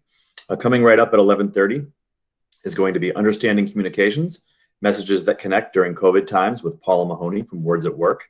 At noontime, we're doing lunch. If you need to take a lunch break, bio break, or if you'd like to stay with us, we will be doing a session from 12 to 12:30, meditation for calming the mind and body. And that's going to be presented by Donna Davidge from Seawall House Yoga Retreat. Just after lunch at 12:30, we're going to go into a presentation on how to generate more revenue from your website from the talented Rich Brooks from Flight New Media. After that half-hour session, we'll go into a 1 p.m. presentation about growing your business now, 9 strategies for business growth. And that's with Michelle Nuyar from Nuyar Business Consulting. And we'll finish the day at 1:30 with a session on recovering and moving forward with the SBA. That's the Small Business Administration, featuring Brad Curry, which should be a great presentation for all. So without further ado, it's my pleasure to introduce Paula Mahoney from Words at Work, who will present our next session. Take it away, Paula. Good morning, everyone. Let's see if I can do this. Oops, nope, that's not what I wanted. But I guess it's gonna work. Paula, that looks good. You're on the full screen. Looks like you're good to go. Excellent, great. Thanks, Tommy. Thanks, everybody. Wow, what a great morning so far. And just one more session stands between you and your lunch. And I'm sorry if you hear my stomach growl, because I'm thinking about lunch myself. I'd like to thank all of you today for attending, and thank the Chamber and the Better Business Bureau for hosting this event. Believe it or not, phew, today is the close of the second quarter. 2020 is half over. How's your marketing plan going? I wonder, have you chucked it out the window yet? Although many businesses are struggling, others have been able to expand and grow despite of or even because of this unique situation. Are you scratching your heads on how to make improvements in the second half of the year? Hopefully, in the next 30 minutes, you'll add a few tricks to your marketing toolbox. And if nothing else, you'll leave with a better sense of how to tailor your messages for better impact. That's my goal for you today. But before we get started, I'd like you to take a piece of paper, hopefully you can see me, and divide it into 4 quadrants. Go ahead and label them. Things I'll do right away. The second box could be things I'll do before the end of 3rd quarter. The third box could be things I'll consider before year end. And then the 4th box could be Paula's crazy ideas that I'll reconsider before I dump them. That box is my favorite. Remember March? 105 days ago. In the first few weeks of March, we talked about this mystery virus that was wreaking havoc in other parts of the world and around the country. And then it hit Maine. For weeks, there was a seemingly endless barrage of information that created fear and anxiety. Schools closed for vacation, and then they didn't reopen. Restaurants closed, businesses closed, layoffs started happening, and then the closings were extended. When I shut down our office on Portland Street on March 17th, I wrote a note to myself on my whiteboard. I have to admit, I felt a little melodramatic. I felt like Tom Hanks in Castaway, and I was definitely looking for my Wilson. I was afraid. The future was so uncertain. In the past 13 weeks, we at Words at Work have written a lot of copy, and we've built a lot of media elements for our clients, and we've been closely monitoring results. One thing has become perfectly clear: simple works. We're going to talk about why that is. First, I'd like to set the stage, and I'd like to review a little bit of biochemistry. Trust me, it's just going to be elementary chemistry.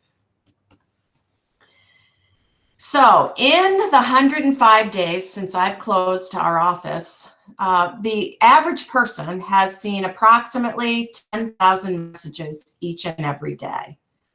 And that doesn't even include the onslaught of data and information that people are seeking out themselves on purpose to learn more about COVID-19. Add in Black Lives Matter, the political scene, and from there you can see that we're all operating with a full emotional load. Maybe you've seen it firsthand. Maybe you've felt it, or maybe you've experienced it with people around you. Have you seen a little more road rage? A little less understanding in your neighborhood about neighborhood issues? Are people among your friends and family a little quicker to react than normally? You might be finding yourself scratching your head asking, why are they so emotional? There's a very good reason why. While we've been absorbing all of this new information and learning how to teach our children while running our businesses, all from the same kitchen counter on a single iPad or tablet, our brains have been flooded with adrenaline and cortisol. Advertising, programming, planning of the news, and even the positioning of news stories is done to generate reaction. We want to stimulate emotional response. Cartoons want to make you laugh. Obituaries want you to feel empathy and compassion. Marketing wants that emotional response to trigger an action. Facebook ads want you to click. You know the game. Now, what happens when these messages hit your brain? Under normal circumstances, you're able to sift through messages and ignore those that are not relevant. Oh, there goes Aunt Sarah again, spinning around on this topic. You're also able to think through how you'll respond or react to messages. I'll just tell Aunt Sarah that I love her and I hope her garden's going well. It's easy for me to be able to choose under normal conditions the action or the next step, the rational next step that I'm going to take. Well, under COVID conditions, it's a different story. Remember all that adrenaline that was helping you manage your life in March, April, and May? That's now what's working against all of us. It blocks our high functioning thinking, and it keeps us stuck in a very primitive decision-making place. Say hi to your new best friend. Now, before you get all wigged out about the reptile brain, let's give our green guy a little credit. After all, your green guy is what gets you to run away from danger. This green guy can save your life. He simplifies every event into either fight or flight. That's simple, right? Easy. Easy, yes, but our friend has a few challenges. He has tiny little ears that don't always hear well, and his eyesight isn't great either. So he doesn't always see things the way they were intended to be seen.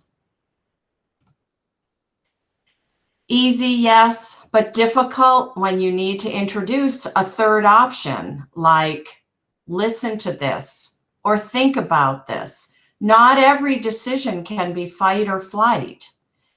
The reptile brain, though, is focused on survival, and it brings forward our deepest fears so that clouds our judgment. Does that sound familiar? If it does, you're not alone. When the reptile brain is in charge, complex concepts are too much. Complicated information is too much for the reptile brain to take in. Listening is tough. All the talking sounds sound like adults in the Charlie Brown shows. You know, the wah-wah, wah-wah, wah-wah. The reptile brain works hard at getting as far away as possible from pain, and it wants to move as quickly as possible. It's not stroll away or fight. It's fight or flight. That means zippity-doo-dah, I'm out of here, or immediately my fists go up. Pain relief for the reptile brain is far more important than pleasure. And that's really important for you to remember as you're crafting your marketing campaigns. Ordinarily, we offer a carrot instead of a stick, but right now, marketing messages need to offer relief from sticks. And pleasure isn't really the carrot that it used to be. Quick reactive action feels normal and right now for people. And this really does play into your marketing and your messaging. How, you wonder? I'm so glad you asked. Now we can get out of chemistry class and we can get back to the marketing part of our program. When the reptile brain is running the show, too much information just shuts him down.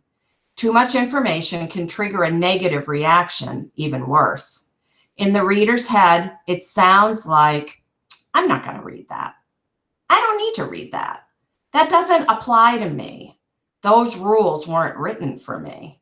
They're written for someone else who has more time. So when this post came through on my Facebook page with the really specific and so helpful rules and regulations for how to visit the Moosehead Lake Visitor Center, at first I was really excited because they step by step told me what to do. But when I tried to absorb it, it just wasn't happening. My reptile brain was totally in charge and I couldn't make sense of anything. I saw all of those emojis and I thought, ooh, I wonder what those mean. Why is there a lollipop there? Are they giving out candy? I can't take candy now because it might have COVID virus germs on it. Huh, all those check marks. I have to check a box. Why is there a rainbow next to Crystal's name? And I just don't know. Click on to the next. Literally, that's what my poor little reptile brain did. When the reptile brain is in charge, humor is also lost. So when we found this image with the sign in the window of a very nice storefront, no mask, red, no brains, no service, we hoped it was meant as humorous. We really weren't sure. No one that I've shown this to saw it as humorous. So if you see humor in this, you could put it in the chat. By the way, I can't see the chat right now because of the way my screens are operating. The red lettering really threw us in terms of humor. And humor that misses the mark right now can quickly ignite a negative reaction. My first thought when I saw this was there might be people walking by this store that would never walk in, but because they saw the red sign, they would walk in without their mask and call the store's bluff. So what does red mean to our little reptile brain? Reptile brain sees red as danger, stop, react. So red says fight or flight to our little reptilian friend. That's not a great message to give our friend right now. Businesses have started reopening here and around the country, and we've all been receiving information about how we're able to engage with them. Just like back in March, we were receiving email after email of how they were closing down slowly and how you could continue to do business with them. Now it's how you can engage in their reopening. Your favorite retailer, your dentist, your nail salon, your barber, everyone has a new protocol to use. Each one of them is a little bit different.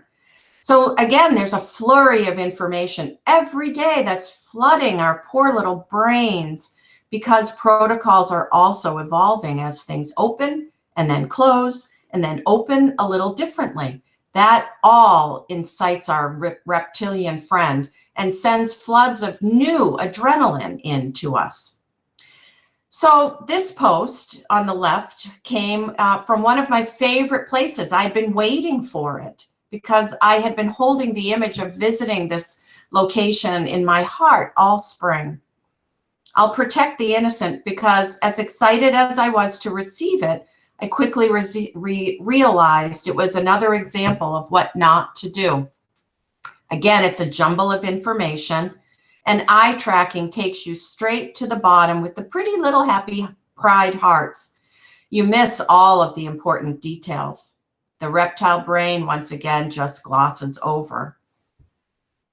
I sought out some of the information that I was really searching for. I read numbered items. I read it's Bill's birthday. I'm very happy for whoever Bill is. And then I went back to that densely packed paragraph looking for the information that I really sought about face coverings, what their staff was doing to be safe, how I could be a good customer and act according to the rules. Were there any signs that would tell me where to line up or where to wait? I couldn't find them. And so again, I moved on. But we decided that we would take a minute and recraft this really important post and decide what there was of real value and how we might be able to reorganize that so that eye tracking and spacing, whoops, my answering machine is going off. That's a technical aspect we didn't anticipate. Let's hope there's no message. Oh, AAA giving you another call about your memory. We're getting a message. Whoops. So we'll just go on. So knowing that the reptile brain is running the show, we took the same information and just reorganized it a bit. Your eye can scan for the important stuff, the hearts and Bill's birthday. But quickly, you can start again and find other information with the numbering. The spacing and numbering helps with eye tracking, and the colorful hearts add personality back in. It's pretty clear what direction is expected of us and what we can expect when we get there. Yes, people still do leave messages on voicemails. Sorry about that. Our reptile brain guy is a big fan of simple images that tell a story. And I was excited when our neighbor down the street from our office, Isa Bistro, launched their new outdoor dining service. It was a retool of the car hop, and these images tell you so much. The cutlery is in plastic, so that tells me that it's sanitary. The masked server tells me that they're going to be safe when they come near my car because they'll have to get close. And they're expecting me to be masked as well. The tray is going to attach to my car window. And of course, the star of the show, the delicious Isa food experience, mouth-watering. And again, my tummy starts growling. But there's so much about these images that tell me it's fun, it's new, yet it's all within COVID protocols. And I'm really happy to see it. And my reptile brain can say, yum, let's go there and do that. It will be fun and safe, and my stomach will stop growling. I was also really thrilled when the Downeaster announced that they would be resuming service. And I know they would have a lot of important information to send out. My reptile brain was so happy to be able to digest this information about what was expected of me and what I could expect to have happen. You'll notice that they used very clear spacing. So my eye tracking is able to start at the top and work my way easily down to the bottom. And they used boldface type to highlight certain things. All the important information is up at the top, it prioritized. There's that great bulleted list. Oh, cafe service. Oh, it's not available. That's really important to me when I take the Downeaster. I like to have a good cup of coffee on the way to Boston, and I love to have a beer on the way back. But they're asking me to be patient and cooperate with them while they work to resume service, and I can do that. The reptile brain is happy to comply when it knows what to do. The frosting on the cake of the email from the Downeaster happened to be at the bottom with these two great photographs. I knew immediately what it would look like when I boarded the train, how I would interact with the conductor. What a wonderful, simple, but well-staged photo. And I knew that when I walked into the terminal, because I recognized that flooring, I knew that all I had to do was look down and I would find information that would be important to me. And it would tell me where to stand and where to wait. The only thing I would change about this email was I would take this last photo, the image of the floor signs, and I might put it at the top and start the email with, when you enter the terminal, please look for this sign, and it will guide you to the next step. But that's just a little nitpick that everybody who knows me knows I love to find things to change. I thought this was great, and my little reptilian brain thanked them.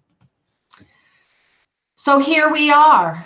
It's a whole new world. The reptile brain is still in charge, whether we recognize it or not. There's still no sign of Wilson. Maine is closed to outsiders, and we're supposed to remain 6 feet apart. How do we succeed? One thing is for sure, we have to find a way to communicate with Mainers who might never have purchased from us before. And we have to welcome back our customers who will discover that we've changed somewhat in response to the COVID situation. We have to help them recognize that there's a new way to interact with us. The old ways aren't here or available yet. So we can't just let them barge in with their little reptilian brains, and we have to help them to slow down and take a breath and find the new protocols. In the work we've done in the last 505 days, wouldn't that be wonderful? In the last 105 days, we've learned one important lesson. Get simple, pare things down, cool down your messages to make them easier to understand. Allow your audience to take a breath and think before they act. Your reptilian friends will thank you, and they'll buy from you because you've shown them that you understand them. So here we are. Thank you. Have a great lunch break. Take a few minutes to stretch and get some fresh air. Your reptilian brain will thank you. Yoga is a wonderful way, as well as meditation, to help the reptile brain relax. Please let me know what you've learned in the past 20 minutes by sending me an email at paula@wordsatwork.us. And if you'd like to join me for a Zoom call sometime later to talk about this further, send me an email and I'll set that up. I want to thank the Chamber and the Better Business Bureau again for inviting me today. And I'd like to thank you all for attending and being part of it. And now I'm open to questions, Tommy.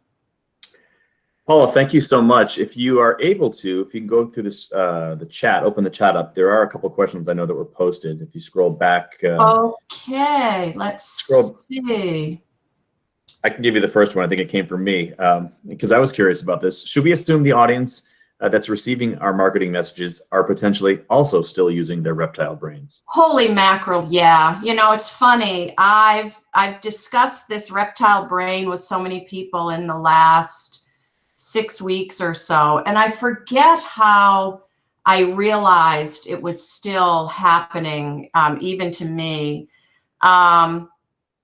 But everyone, to a person, has said to me, oh, I felt that way in March. I don't feel that way anymore. The problem right now is we've all adapted to that feeling of the higher levels of adrenaline and cortisol. So it's really important to recognize that, yes, indeedy, we are all still very much in our reptile brain. I wish I could send a giggle emoji. You know, it's funny doing these in one-way forums that you have to imagine what the audience is experiencing. So I'm hoping it was a little enjoyable for everyone. Paula, yeah, the little green guy is funny, but he's running the show right now. Hey, Paula. Two follow-up questions to that question. The first one is, when does the reptile retreat? But I think maybe the bigger question is, how does a business manage communicating new policies when the community is filled with people who are all experiencing the pandemic differently? I think, you know, there used to be a rule of thumb in the newspaper world. And if there's anybody on who's a reporter, please don't be offended. Most articles in, you know, the past have been written to an 8th grade education level to keep it understandable and digestible for people who don't read information fully. And that's really critical right now. And that's why I think it's important to simplify to the most basic messages right now and to keep the visuals simple. You'll notice that I didn't make my presentation jazzy the way a marketing person might ordinarily. I did that on purpose because we're all filled with and flooded with too many messages and too much information right now. So I think you have to go for the person, the customer or prospect that's in the worst shape. You have to build your communications so that that person can absorb it.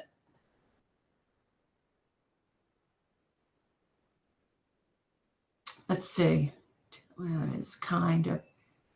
Oh, I'm sorry. Someone found it triggering or alienating. I'm sorry. Not intended. When does the reptile retreat? The reptile really doesn't retreat until we all can get to a place of true calm. And that's why I love that you've got that meditation segment coming up at lunchtime, Tommy, because we all need to disconnect and we all need to find a place of comfort and quiet, to quiet our brains and to shut off all of the outside media and resources. And we need to limit our intake of information, which does get in the way of communicating your marketing messages. But sooner or later, the other parts of the brain, the higher executive functioning parts of the brain, will come back, and complex thought and decision making will be restored, and we will get back to an ability to make good decisions in a complex world that we live in. Well, Paula, thank you so much for an excellent presentation. I think it was very well received, and again, I learned a little bit of something, as I always do with you. And you as always, typically segued nicely into our next presentation.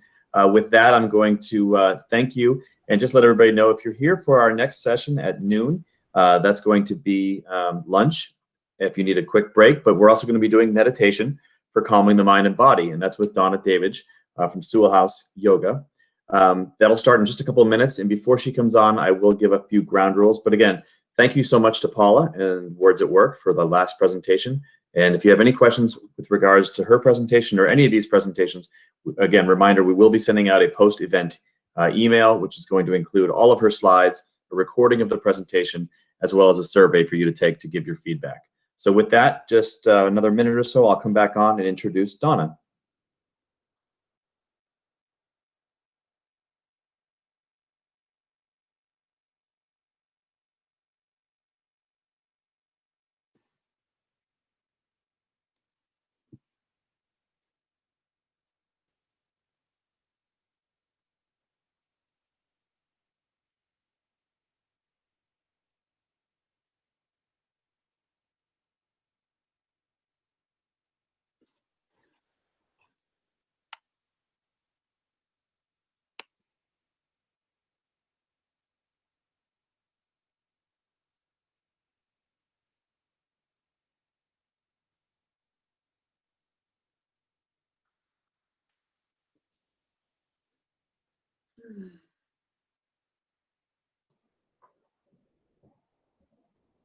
So we are coming right upon noontime now, and if you're here for the Small Business Summit brought to you by the Portland Regional Chamber of Commerce, the Better Business Bureau, as well as Gorham Savings Bank, you're in the right place. We've had a great morning thus far. We've had 3 or 4 great sessions. As we're moving into the noon hour, we're very fortunate to have our next presenter. It's Donna Davidge from Sewell House Yoga Retreat. And she's going to take us through about 20 or 25 minutes of some meditation and calming exercises for the mind and the body. So with that said, I would be happy to turn things over to Donna. Hi there, Tom. Can you hear me? Can hear you fine. Great. Okay. Well, thank you so much for your introduction. I'm really happy to be here. I wish I had more time myself today to get on this entire summit, because the last 10 minutes was really interesting. And I'm glad I got into that, because it did help the segue into what we're going to do here. So I'm up in northern Maine and running a teacher training right now with just a couple of people during COVID. So my days are long and filled, but I'm really happy to be here doing this today. So for the people that are participating, I got from the last speaker that there's no interaction, which is fine because we only have a short time. I don't know whether you're in a place, each one of you, where you can lie down or sit down, but either one of those will do for what we're going to do today. And I also don't know from the participants who there might have different types of meditation that they are already doing. But what I'd like to do today is a form of yoga nidra. And yoga nidra means sleep, though I don't want people necessarily to go to sleep. It is definitely a technique to release physical, mental, and emotional stress. And the little bit that I got of our last talk is it is a time to try to simplify. And so our mantra here at Sewell House is simplicity in a complex world, and that can't be more pertinent. So I'm going to invite people to either sit up tall if they're in a chair in the summit, I don't want people to slouch because they won't be in the meditation. So if you could sit up perhaps a little bit towards the edge of your chair and have your eyes closed. If you do have the option, the opportunity to lay on your back, and you're familiar with Shavasana, the corpse pose, this is simply laying on your back in stillness. And you do want to be comfortable in either position. So if you're laying on your back and you, for example, can feel your lower back, it doesn't feel so good, then have your feet on the floor. Some of you may not be dressed or in an appropriate area to lay down, so sitting is fine. I've taught this both places. I used to teach it on a weekly basis at the Federal Reserve Bank, which is kind of an interesting thing in terms of what is going on now in New York City. But anyway, that said, we're going to get started. And whether you're seated or laying down, again, I'm going to invite you to close your eyes. There's a couple basic rules in this meditation. It is a guided meditation. And that is, as best you can, and it's easier when you're seated probably, but it's more relaxing when you're laying down, as best you can to keep your mind with my voice and follow the instructions. This is a really scientifically proven way to relax your physical body, and then through the breath and some visualization. So just doing the best you can to stay with me and to follow the instructions. They are not difficult. Secondarily, if you're in a position now that feels comfortable, see if you think you can stay there. If you think you need to make any final adjustments, scratch your nose, adjust your shirt or anything, take a moment to do that now.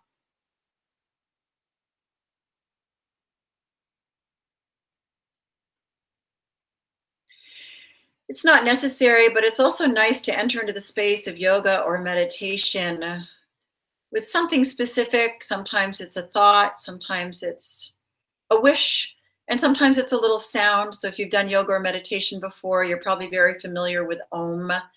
So we're going to do one Om. You can join in with me or not. I will do it. It's 3 sounds, A, U, and M. And we'll just do it once together. So if you're going to join in with me, get ready to do that now. Just take a nice inhale through the nose.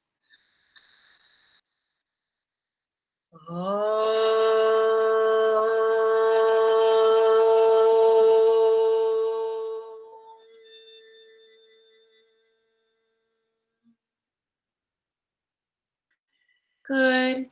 And then again, keeping your eyes closed, which I'm actually doing too, because I don't need to see any of you. Just take another nice inhale now through the nose. And exhale. For those of you sitting in a chair, one final note, perhaps you already realize this, but if your legs are crossed, please uncross them. And if you can place your feet on the floor, that's useful. Your hands will be resting on your thighs if you're on a chair, and by your side if you're on the floor, because we are going to start with a little physical body scan. Before we start the physical body scan, I'm going to invite you to bring into your heart and mind some kind of a desire that you have.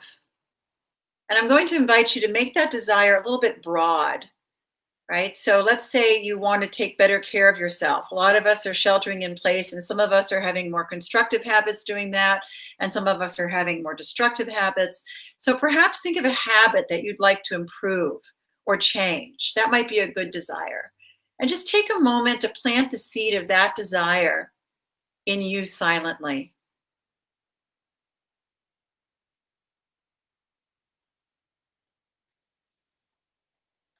Good. We're going to leave the seed behind, but we will come back to it at the end of this practice. And some of you may have done this before. Even if you haven't, I'll tell you what we call that. We call that a resolve or a sankalpa. So you've just offered your sankalpa. We're going to start the body scan now. And once again, just follow my voice without moving. If you have to move, of course, that's okay. But see if you can be still. We're going to start by drawing your awareness to your right hand. Whether your palm is facing up or down, doesn't matter. Just draw attention to your hand. And relax the fingers of your hand. Relax the back of your hand and the palm of your hand. Now, this is no change in movement, just sending the intention of relaxation to that hand.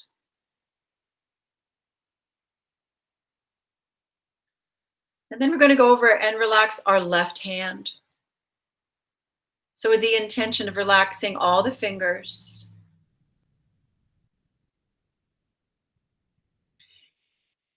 And then drawing the awareness for a moment to your breath. So both of your hands are already relaxing. And if you can, breathe in and out through your nostrils. Slowing the breath, deepening the breath, but please no forcing of that deepening and lengthening, just allowing the breath.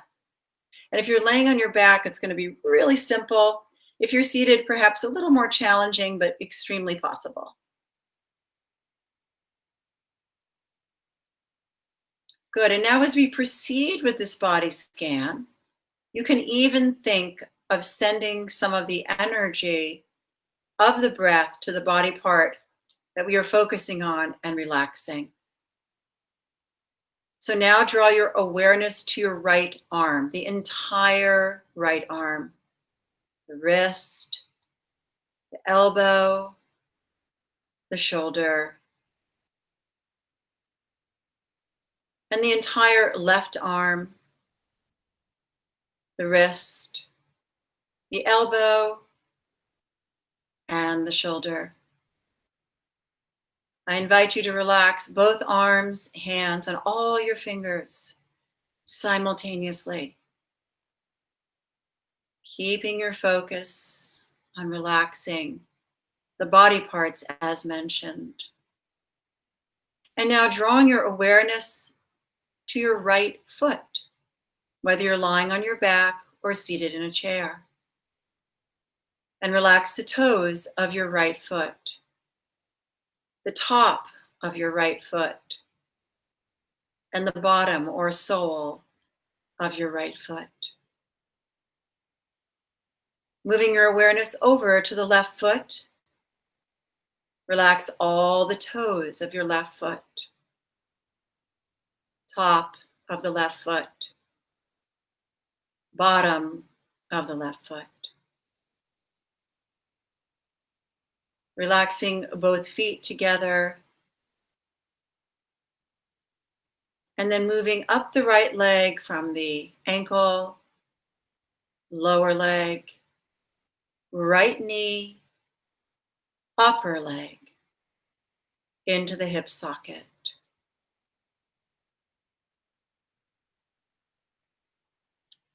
Left ankle, lower leg, knee, upper leg, into the hip socket. Relaxing both of your legs simultaneously, all the way down to the tips of your toes.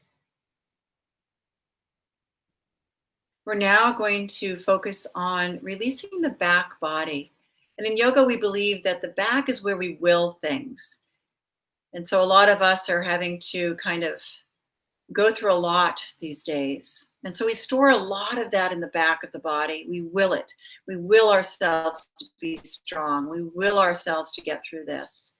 So let's release some of that.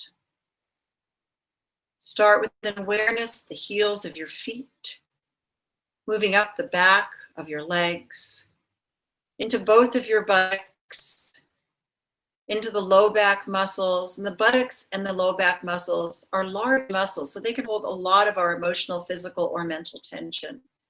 So let them relax. And then the mid back. And then the upper back. The entire back. Shoulders. Neck. Sides of the neck. Moving to the front of the body, the throat. Soften your throat. Draw your awareness down the front of your body, the front of your arms, and then down the front of your torso from your chest area, where a lot of us also hold a lot of stress. So relax the chest. And as you relax the breath down into your belly, this will help the entire body and that front body to relax. Relax your waistline, your hips and groin, and down the front of your legs, to the tops of your feet and the tips of your toes. And whether you're sitting or lying down, relax your whole body.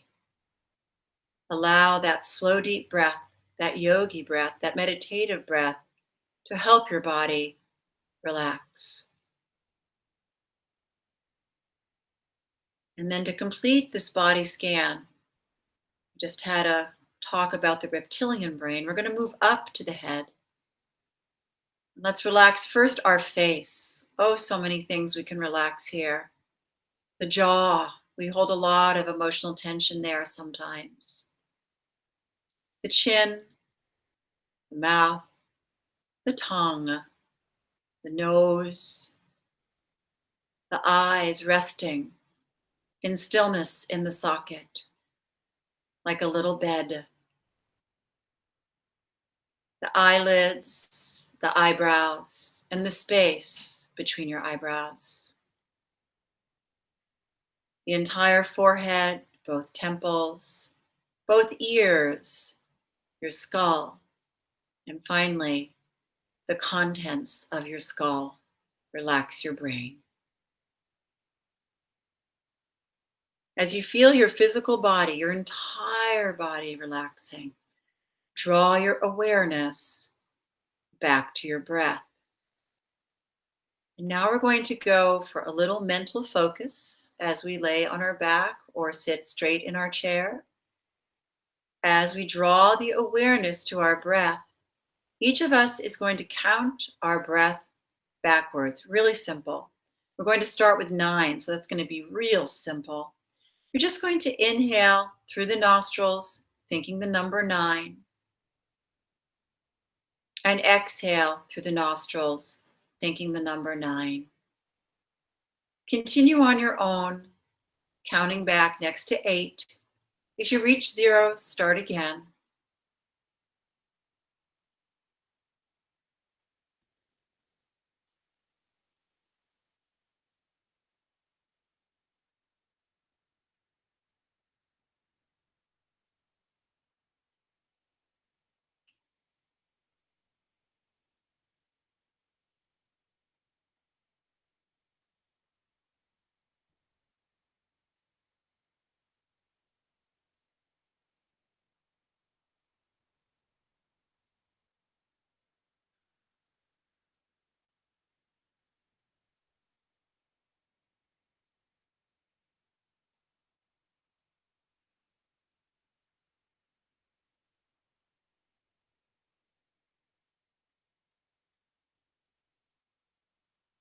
And now stop your counting. As you inhale, try to keep your shoulders relaxed.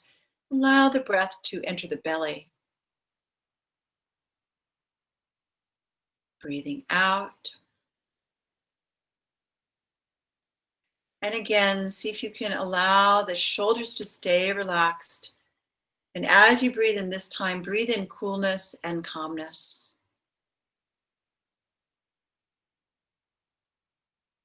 As you breathe out, release anything that is no longer serving you well. One more breath like this into the belly, bringing in the new possibilities, new life, new realities. As you exhale through the nose, releasing the old. And now continue to relax, either seated with your spine straight or laying on your back. I'm going to name a few objects. As I name these objects, just see them in your imagination, in your mind's eye, as I take you from one object to the next. A double rainbow.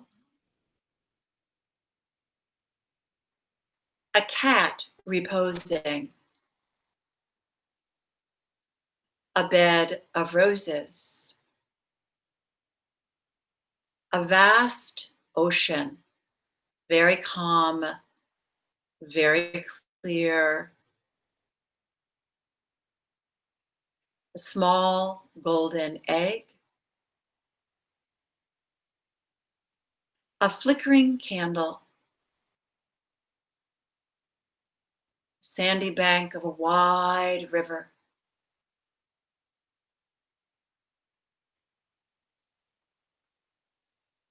Yourself lying on the floor in relaxation. See yourself, even if you are not laying down, lying on the floor in relaxation. See the clothes that you're wearing today. And just sense yourself relaxing a little more.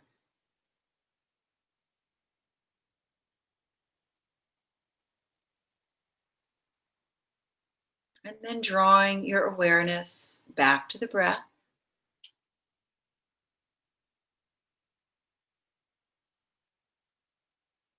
And in a few moments, we're going to draw our awareness back to that resolve, our sankalpa, that desire that you created for yourself in the beginning of this meditation. And this time, repeat it to yourself from a place of conviction, from your heart, with deep intention, 3 times. Feel it.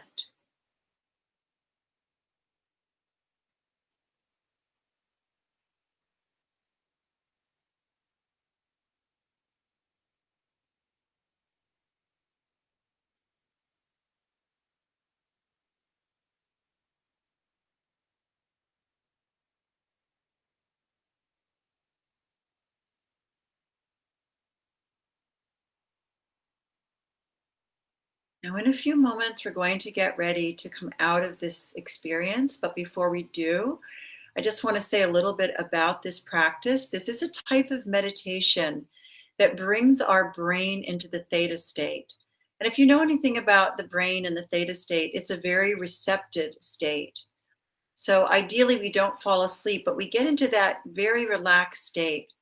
And oftentimes we do this practice for about 40 to 45 minutes, but the shorter versions are 15 to 20 minutes. So those can also be very relaxing and effective. I actually have a shorter version, about 15-minute version, and about a 40-minute version that I've actually recorded and people can listen to.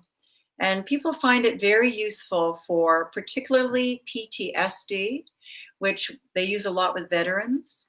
Keeping your eyes closed. I'm just taking you out of it. Don't come out yet. And also these days, I've also read about the fact, and again, I've missed the summit today because I'm working, but we are going to have emotional, if we're not already, ramifications. So more than ever, finding tools for things like PTSD that we might be resulting in for some of us as a matter of this time that we're in. This is also useful for people who are having problems sleeping, even though you're not supposed to fall asleep. It does bring you into that very relaxed place. And now I'm going to bring us out of it the same way that I brought us into it. And that is going to be with the Om. If you are laying on your back, you can just take your time and just move your body a little bit to start to come back into movement. If you're seated, we're just going to stay seated for a few moments. And I'm going to go ahead and chant that vibration Om again. If you want to sense a little bit more calmness, particularly those that are seated, you're going to bring your palms together. This is a gesture to join harmony between the left and the right side of our body. And you're going to bring the thumbs into the center of the chest, which is the area of our body for calmness, for courage. Both of those things serve us all the time, but particularly in this time that we're in. And we'll end with an Om. And I don't know, Tom, if anyone asks questions about meditation, but if anybody would want to, I am available. Here we go. We're going to inhale, and then we will exhale with the vibration. Om. Inhale.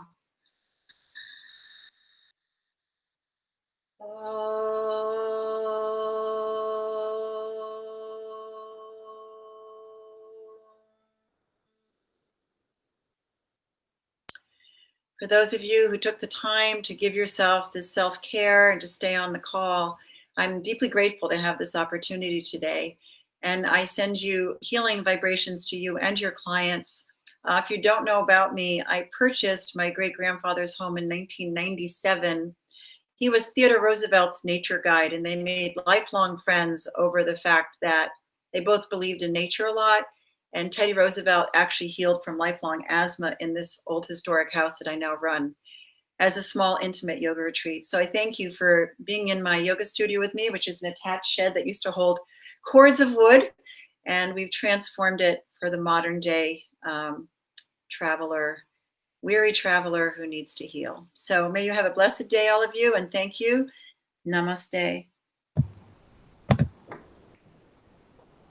Namaste, Donna. Thank you so much. That was wonderful. Nice little relaxing break. Something different that we don't often get a chance to do. So thank you for that. It was eye-opening for me.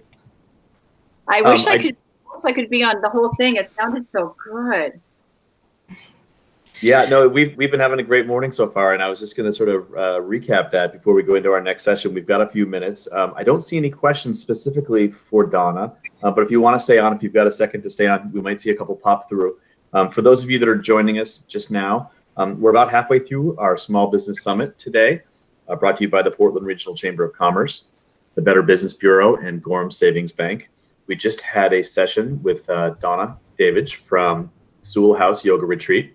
And if you missed it, it will be available for replay. So when you do get the post-event email sent to you, there will be links to all the presentations as well as video clips of all the presentations, including our lunchtime meditation. And there's also contact information to reach out to any of our presenters if you wish. And also, lastly, I don't want to forget that there is a survey that will be going out. So if any of the sessions had particular interest to you, or if you thought maybe we could do something a little bit different, let us know. We always want to know how we can improve our performance. But with that said, we've got a few minutes until our next session. Joining me now is Amy Schramm from the Better Business Bureau. Hi, Amy. Hello. This has been so fantastic. I also just want to point out that Donna is actually a member accredited business within our BBB community. And that was such a pleasure, Donna. I hope everybody took full advantage, or as much advantage as I took there. And I was full on lying down. I wasn't on the floor. I was on the couch, but I was lying down. It was exactly, I think, what I personally needed throughout this, because each of these sessions has been truly so invigorating and insightful and thoughtful. And so that was a perfect lunchtime meditation. And I'm excited to see our remaining workshops today. And Donna, you had mentioned that you wish that you could stay on. Just to reiterate what Tommy had said, and this is for everyone that's on now. Again, all of these workshops are going to be made available via our BBB YouTube page. We have a BBB webinar playlist, and Tommy's also going to be sending them through the chamber to all of the participants today, all of the presenters, and all of our registrants. So you can watch at your leisure. I might play yours, Donna, every day, every Monday through Friday, perhaps at 12 o'clock. No, that's great. Thank you, guys. And I will look for the other ones because I got to get back to my trainers. I'm so excited because they look really good. And the last speaker, I just wished I'd tuned in earlier. So thank you. Nice to meet you, Tom and Amy and everybody else. And thank you for the opportunity, and enjoy the rest of the day. Thank you so much. You too. Thank you, Donna. So as we're getting ready for our next session, I do want to, I'm going to sort of just do a quick recap of where we've been today and just a couple housekeeping things. If you're just joining us now, I know people are probably finishing up their lunches and going to get back on for our 12:30 session. I'm going to switch over and actually put up that next tab. There we go. You should all be seeing information about our next session, 12:30 to 1 o'clock. It will be Rich Brooks from Flight New Media talking about how to generate more revenue from your website. But before we get to Rich, I'm just going to do a quick recap of sort of where we've been today thus far. We've had great success. We've had hundreds of people register for this event, and it's the first time we've ever done this. But we're very pleased, again, for the Chamber to be partnering with Better Business Bureau as well as Gorham Savings Bank. We started our day off just with an introduction, but we have had a presentation already today at 10:30 from Gorham Savings Bank on fraud strategies for Maine business. At 11 o'clock, we had a presentation from KMA Human Resources Rhoda McVeigh talked about HR and talent planning as your workplace reopens. And then right before lunchtime, we had Paula Mahoney from Words at Work discussing how to understand communications, messages that connect during COVID times. And then just now we had our meditation for calming the mind and body with Donna Davidge from Sewell House Yoga Retreat. The reason I mention all of these, and I'm going to go over just the rest of the afternoon's agenda, is that all of these will be available on replay. So if you did register for the event and you're listening now, these will all be available to you as a link from the Chamber page, as well as the entire presentation deck for each of the presentations. And there will also be a survey that you can take to give us feedback. As soon as we get going at 12:30, the next session, like I said, will be Rich Brooks from Flight New Media, how to generate more revenue from your website. At 1 p.m., our second to last event will be from Michelle Nuyar from Nuyar Business Consulting. She'll talk about how to grow your business now, 9 strategies for business growth. And then our last presentation of the day at 1:30 will be by Bradley Curry from the Small Business Administration. He will be discussing recovering and moving forward with the SBA. So with that said, we've got a couple of minutes till we get ready to start up with Rich. I see that Rich is ready to join us soon. So as soon as we get some people back on, right about 12:30, I will introduce Rich and his presentation. So stay tuned just for a couple of minutes, and we'll talk to you in just a sec.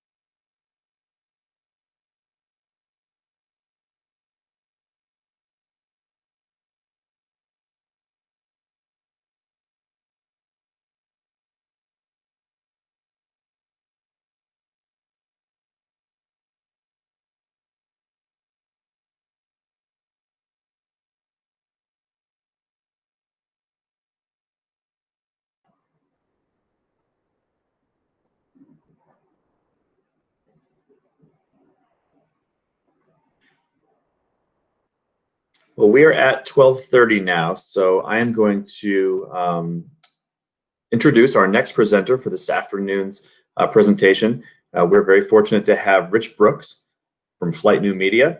Rich is going to talk about how to generate more revenue from your website. Before I turn things over to Rich, just a couple of housekeeping items I do want to mention to everybody. If you're new to this presentation, if you didn't join us this morning, there's a couple of ways that you can interact.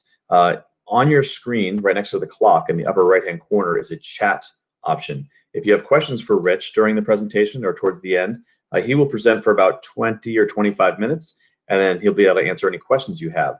The easiest way to do that is to put your questions in the chat field there and submit them by hitting enter. And then Rich can read those through, or Amy and I can help facilitate those questions to him.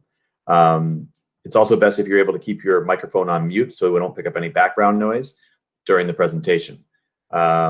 Lastly, if you're joining us now, thank you again for joining us today for the Better Business Bureau and Portland Regional Chamber of Commerce, along with the Gorham Savings Bank first ever Small Business Summit. It's a virtual summit. We do hope to have this be a live event sometime in the fall, but again, with COVID-19, we're just sort of taking things as they are available to us. So we thank everybody for joining us today. Without any further ado, I'm happy to turn things over to Rich Brooks. Hey everybody, how you doing? I guess I'm going to start the presentation right now. Tommy, am I doing this directly from my screen? Yeah. What are you seeing right now? Yeah. what you're going to want to do, Rich, is down on the bottom right, there's a button that says presentation. It's right next to the 3 little dots on the right-hand side. Yep. If you click on that, it'll allow you to share your presentation.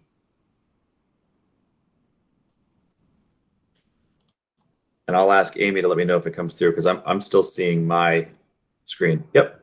Rich, it looks like you've got it right, because I could see you coming up there. All right. And so do you see one big screen or do you see 2 smaller screens? One big screen. All right. Let's do this then. Today we're going to take a look at how you can generate more revenue from your website. And because we only have a short time together today, I'm going to oversimplify the process of generating more revenue at your site. Basically, it comes down to driving more qualified traffic to your website and increasing the conversion rate at your site. In other words, getting people to take a desired action. It's as simple and as challenging as that. And also, because of our limited time, I'm going to focus on actionable tips that you can do yourself. But at the end, I'm going to share with you where you can get some additional resources to fill in the gaps. So why and why now? Well, websites have been a necessary tool for marketing, communications, and sales for years now. But with COVID, their value to your company has increased tenfold or more. People are looking for low and no touch solutions. Even post-COVID, you can expect some residual behavior from a lot of your customers. A desire to do all of their research before they visit your place of business, to sign up for curbside pickup, to book an appointment, or to buy now right from your website. And for a lot of customers, the ease of use and the ability to conduct more of the buying process online is going to be the deciding factor for who they choose to do business with. Now at Flight, the digital agency that I founded 23 years ago, we use a methodology we call the BEAR Essentials of digital marketing. And BEAR stands for build, attract, retain, and evaluate. So build is all about building that website that turns visitors into customers. Attract is about getting them there in the first place, and that's primarily through search engine optimization, social media, and digital advertising. Retain is about staying in front of them after they've left your website, with the #1 tool being email marketing and retargeting being a good secondary tool. And lastly, just to evaluate everything, using tools like Google Analytics to understand what's working and what's not working at your site so you can improve it. Now, for those of you who don't know who I am, my name is Rich Brooks, and I'm the president of Flight New Media. I'm also the founder of the Agents of Change, which is a weekly podcast and an annual conference all about search, social, and mobile marketing so that you can attract more quality visitors to your site. I'm also the tech guru on 207, the evening news program here in the state of Maine on the NBC affiliates. I wrote a book called The Lead Machine, The Small Business Guide to Digital Marketing. And most recently, I co-founded Fast Forward Maine, a podcast, webinars, and live events for growing Maine businesses. So as I mentioned, there's really 2 parts to generating more revenue at your website. And the first part is about getting that qualified traffic to visit you. And for me, so much of that comes down to getting found at the search engines. Now, why do I think this is so important? Because when do you Google things? When you have a need, when you have a pain point. Now, whether people are searching for lower back pain, beginner stretches, or chiropractor near me, they're showing that they have a need. And if you are a chiropractor near them, well, you need to be one of the top results. So how do you get there? The first thing you're going to want to do is uncover what your ideal customers are searching for at Google. Now at Flight, we have a lot of powerful, expensive agency level tools. But if you're going to do this on your own, you might want to start with Ubersuggest at ubersuggest.com. It's a good free solution. And what you want to do is pop your keywords that you think people are searching for into Ubersuggest. Here I've got one queued up for back pain and another one for chiropractor near me. And you can see from this results that we get the search volume, how many people are searching in a given month on this phrase, how the SEO difficulty, how difficult it's going to be to rank for this on a scale of 1 to 100, how difficult it will be to show up in the paid results, and then what the cost per click would be is if we do decide to do paid search here. Also, a couple of other interesting things you might note here is that the mobile volume for both of these 2 search terms is higher than the desktop volume. Also, in both of these situations, more than half the people who did the search didn't actually even end up clicking on anything. And maybe not surprisingly, nobody under 18 is looking for any of these topics. Good on you, people under 18. Also, further down the page, this is, I think, really where you want to focus on, Ubersuggest will generate keyword ideas, similar phrases that you might want to consider for your website. So we see those in the left-hand column, and then we can also see the volume, and in the right-hand column, how difficult it would be to rank for these phrases. So what I recommend you do is you take the best phrases and you put them into a spreadsheet for later use. And what the best terms are making sure that you actually offer a solution to that problem or that the solution is listed, if there's a decent amount of monthly search volume, and also, is this a phrase that you think that you can rank for based on the difficulty? Now, let's do a little competitive research while we're here. Put those keywords that you found into Google. What do you see? Do you see an ad at the top of the page? Check. Then you're going to need to invest in paid search because Google believes there's commercial intent for this query. Do you see a local pack? Check. Then you're going to need to invest time in local SEO because Google believes there's local intent for this query. Now, below that, we get into the organic results. But before we dig in there, I just want to mention that there can be more elements to a search results page than just local, organic, and paid results. Depending on your search and Google's mood, your search results might include images, video, featured snippets where the website is actually shown as part of the search results page. People also ask, and a whole lot more. So make note of these because you need to understand the playing field if you're going to compete. Knowing what type of results Google wants to show can dictate your SEO and the type of content that you need to create. So let's get back to the competitive research and the organic results. Now, who's here? Take a look at the competition that you need to unseat. Now we can ignore Yelp, we can ignore Facebook, but we're still left with a number of local chiropractors that we need to compete with. So what we're going to do is we're going to click through, we're going to take a look at their websites, get a better understanding of what they're trying to rank well for. But here's a pro tip. We can go back to Ubersuggest and drop their domain names in that same search box. And Ubersuggest is going to show us how many organic keywords that this site ranks for, how much organic search monthly traffic they get, what their domain ranking is on a scale of 1 to 100. This is surprisingly low for a high ranking site, and how many links from other websites back to theirs they have. And then further down the page, we can see what other keywords they rank well for. Now, this search did not uncover any gems. Basically, everything in the SEO keywords column are just variations on the search that we did, plus a few branded keywords that we're not going to go after. By branded keywords, I just mean that the company's name is in the search, Absolute Health Chiropractic, for example. So this is basically a dead end, and there's going to be a lot of dead ends in your research, but that's okay. It's just part of the process. Now, when we've done all this research, what we're going to do is we're going to organize these keywords around different pages on our site.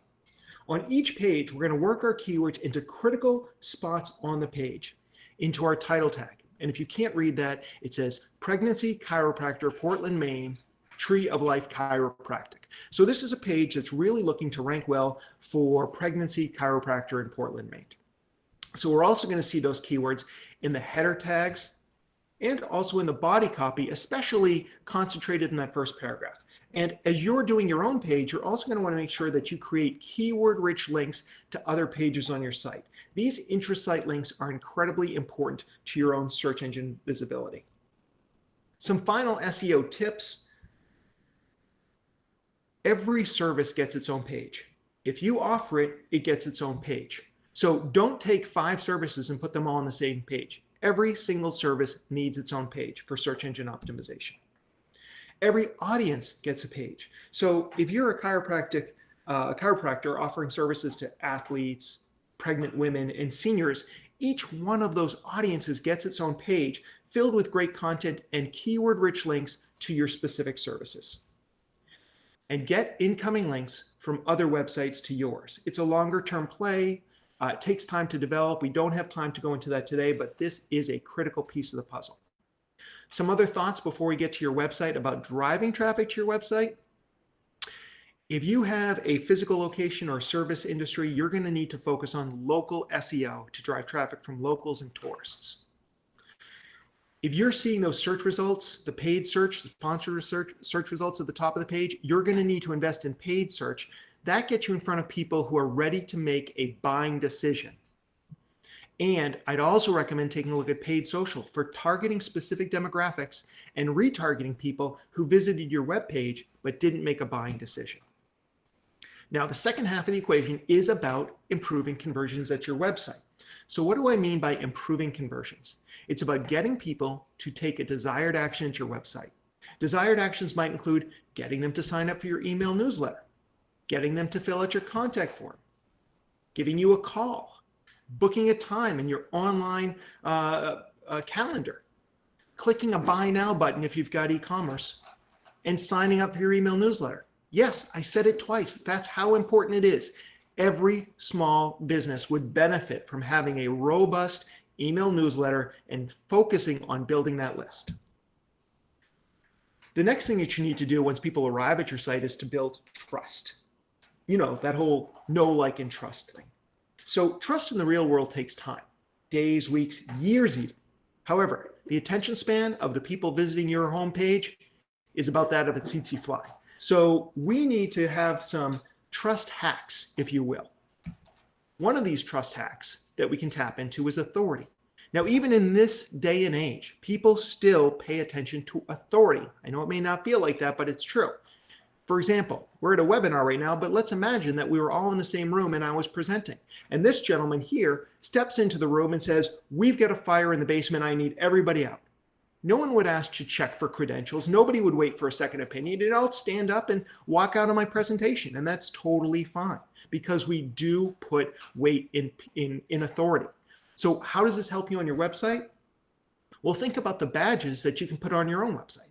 This is from a professional speaker, Jay Baer. And you can see all the places he's spoken before. And this lends authority to him. It immediately builds trust with the site visitor.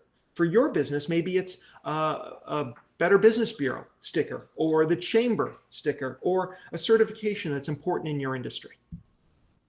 Another way to build trust quickly is through social proof. I use this photograph because if you've ever been on a street corner with your friends and you get a bunch of people looking up at the same time, almost everybody who passes by is going to look up in the sky too. And we do this because we're social creatures and we look to others for cues on what our behavior should be. So how do you leverage this on your website to generate more interest and generate more revenue? Testimonials is probably the best way. And this is an okay testimonial. It says nice things about the company in question, but I might recommend in this day and age to use photos and videos of your clients and customers on your site, obviously with their permission. And in the recent iteration of our own website that we just launched, you can see that we're making our clients first and foremost on the page with big pictures that tell their story and show that we're working with real people. No one out there is going to come to this page and doubt that Mike Foti actually exists or that he doesn't like working with us. So consider using this level of social proof on your own website to increase conversions.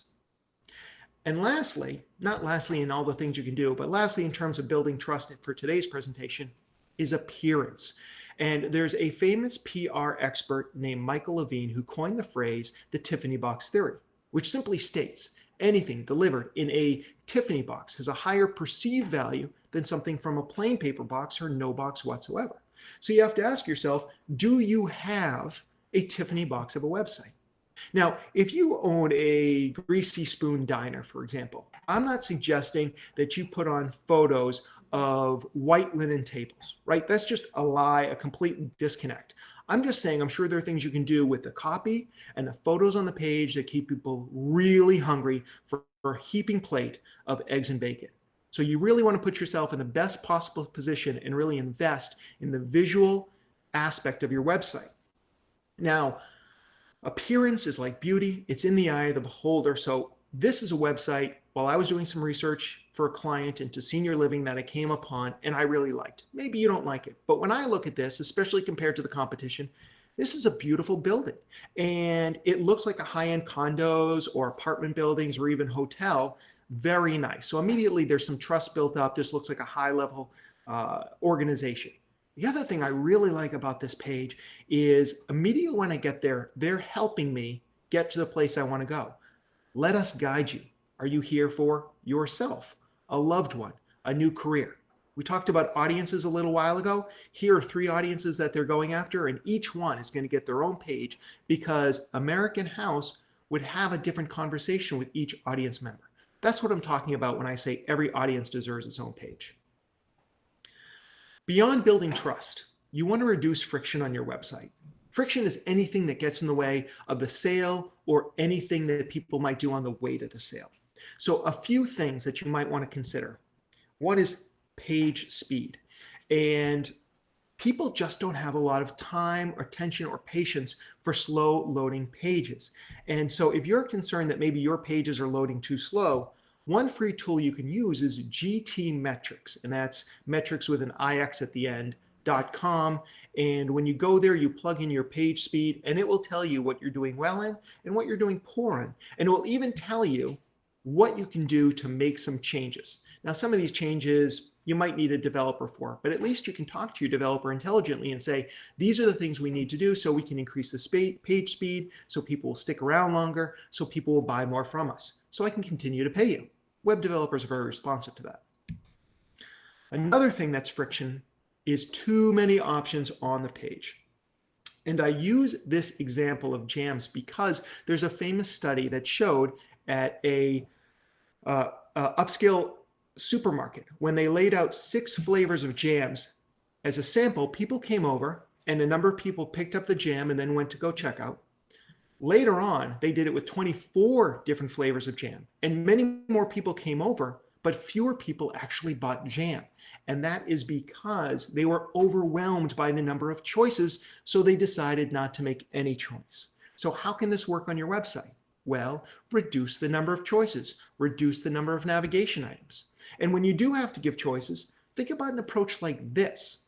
You can see that this software offers a Premium Plus and Basic monthly service. And there's one, the Plus, $49 a month. It's their most popular plan. Now, why is it their most popular plan?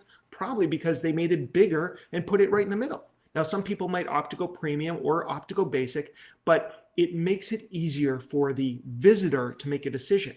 If all these 3 were presented equally, a lot of people might say, you know what, I'm going to think about it and I'll come back to the website later, but then they wouldn't. And another big thing that keeps people from making a buying decision on your website is confusion. So you need to be a better guide. If you want people to pick up the phone, if that's your goal, then don't bury your phone number on your contact page. Put it at the top right corner of every single page on your website. Make sure it's easy to get to your contact form. And by the way, you always go with a contact form. Don't put your email address on your website.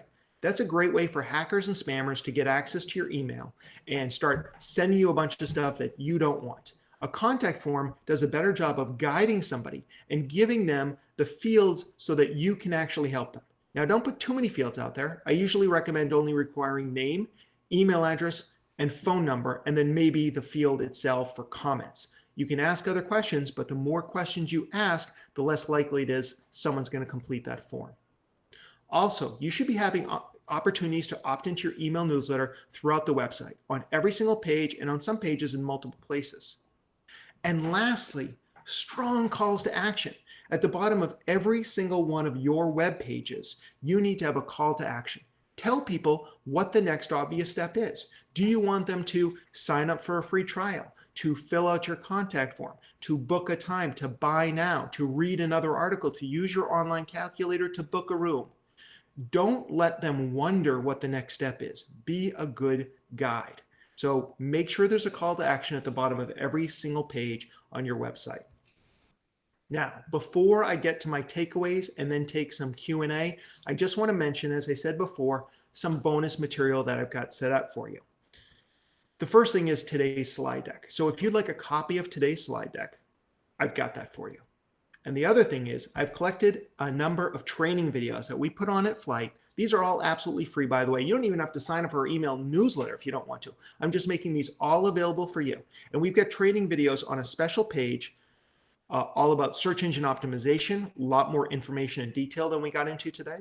about email marketing, how to build your list, how to get your emails delivered, and how to get people to take action on your list. Analytics, how to set up your Google Analytics and how to measure how people are using your website so you can make continual improvements, and a whole lot more. All this information totally free, and all you need to do is go to takeflight.com/SBS for a small business summit. You can get them right now. You can get them through the end of July. So as long as you get to them before the end of July, they're all going to be there for you. And on the final slide, I'll have that URL there again, takeflight.com/SBS. So the takeaways for today, what I want you to be able to do so you can start generating more revenue at your website right away is first focus on your search engine optimization. Like I said, it's not the only way to drive traffic to your website, but for most small businesses, it's going to be the #1 way of driving quality traffic for people who are ready to make a buying decision. And that comes down to doing your keyword research, doing your competitive analysis, and then creating the keyword-rich content throughout your website. And the second thing is, once we get them there, is to improve the conversions. And the steps you want to take are to use those techniques I mentioned to build trust with your audience, to reduce the friction so that they're more likely to buy, nothing gets in their way, and have strong calls to action throughout your website. And when you do those steps, you are going to see an increase in conversions and an increase in the revenue, both direct and indirect, that you can generate from your website. All right, that's the presentation for today. We've got about 7 minutes, so I'd love to answer any questions you might have. And Tommy, feel free to take it away from here. Rich, thank you very much for a great presentation. As always, we come to expect a lot of Rich and the folks at Flight. They do a wonderful job in the community on topics just like this. So I would urge all of you to take him up on his offer to utilize some of the materials and resources that he made available.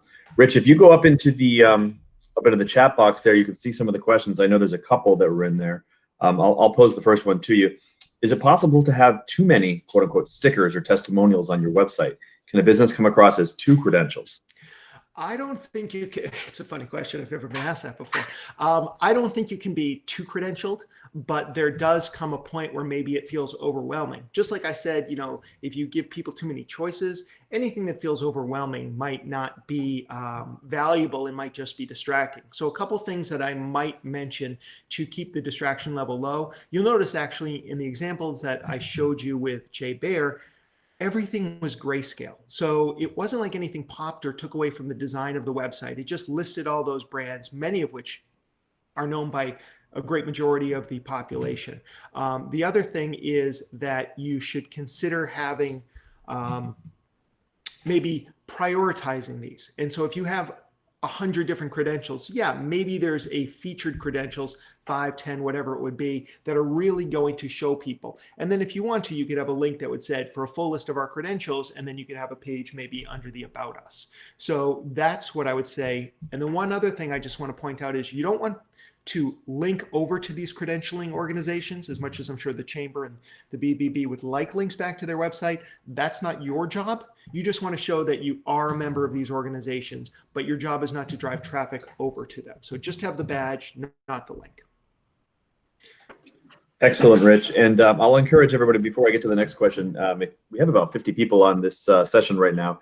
If you do have any questions, or you do want to give a question to Rich, just go ahead and put it in that chat column there, and we'll do our best to answer that if we have time. Rich, the next question was really a follow-up to that last question. What's your view on video testimonials? I think they're fantastic if you can get them. I don't expect that people are necessarily going to watch them, but just the idea that you have them there is fantastic. Our clients, although most of them are in Maine and New England, not all of them are, so we decided to not wait and just do the photo ones, but it is in our long-term plans to develop video content, because I think that just adds yet another level of authenticity to the, so you're making sure that that picture of Mike Foti isn't just stock photography that I picked up, that actually, at least I hired an actor to pretend he was Mike Foti. So yeah, video testimonials are definitely great. But I'd also have the words underneath, so people who don't want to watch a video, maybe they're at work, they can't watch a video right then, at least they can see what they say about you. Hey, you picked a good looking guy, whether he's an actor or not. Nice job. Pass it on to Mike. Hey, One other question just came through on contact forms. Are the CAPTCHA type verifications an unnecessary friction point? Those are those, I'm not a robot. Yeah, I'm not a big fan of CAPTCHA type verifications. I find them to be frustrating, and there's nothing like clicking on a bunch of highway signs and being like, I think I've got them all, only to be told that no, you missed one and you have to start over again. There are some great tools out there. If you're on WordPress, I strongly recommend the plugin Gravity Forms. That's what we use at Flight for us and for all of our clients. And I find that they have a really good just system for keeping contact form spam away from you. Doesn't mean you're not going to get it, but it reduces it to a manageable level. So I'm not a fan of CAPTCHAs. If you find yourself needing CAPTCHAs, yeah, add it in. I'd start with the just check this box if you're human thing. That's usually the simplest CAPTCHA. And I've seen that, and that's not irritating, but the more challenging you make the CAPTCHA, the more likely it is someone's going to be just throw up their hands and leave. So Rich, we've got time for just 2 more questions that came through. I'll put them in this order. Are there any special considerations that a nonprofit should heed for anything you discussed versus a for-profit organization? I don't believe so. I feel that effective nonprofits should consider themselves to be entrepreneurial in spirit.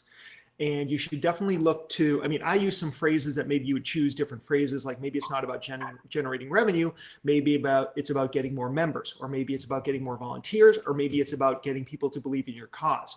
But all the tactics and the strategies we discussed today, they're all completely relevant for nonprofits. And I understand that nonprofits is a very big spectrum and there are different types of nonprofits. But no, everything we discussed today is about persuading people to take action. Excellent. And then the last question, while we have a second, are there any special, nobody seems to read long form anymore. What's your guidance on text density on websites or newsletters? All right, I'm going to disagree. And there are plenty of people out there who do read long form content or consume long form content. And search engines are part of them. In fact, there's a lot of correlation, not causation, between long form content and ranking really well at the search engines. What you should consider doing is breaking up your long form content with a lot of white space and a lot of headers and subheads so that it's easier to scan so people can find the information they want.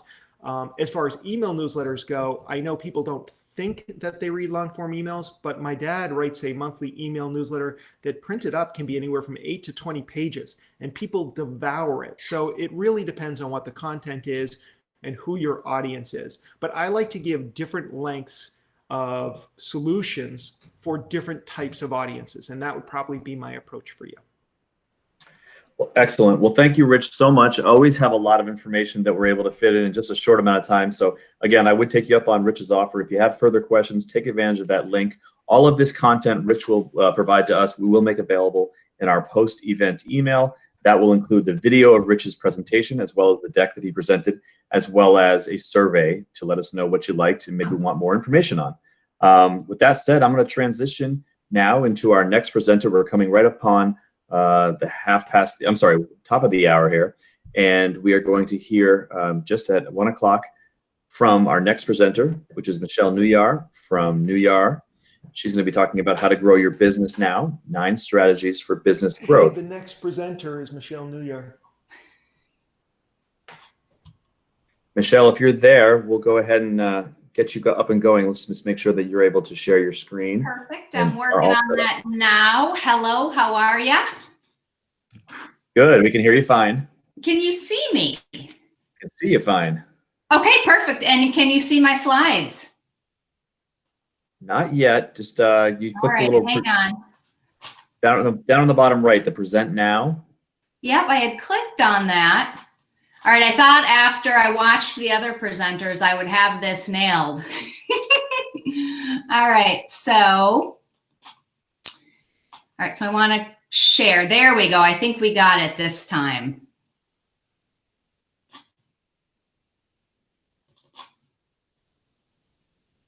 All right, I think that might have, Tommy, can you see my slides now? I can. It looks perfect, Michelle. I'll let you take it away from here. Wonderful. Well, thank you so much, Tommy. Thank you to the Better Business Bureau, Gorham Savings Bank, Portland Regional Chamber. It is an honor and a privilege to be here with you today.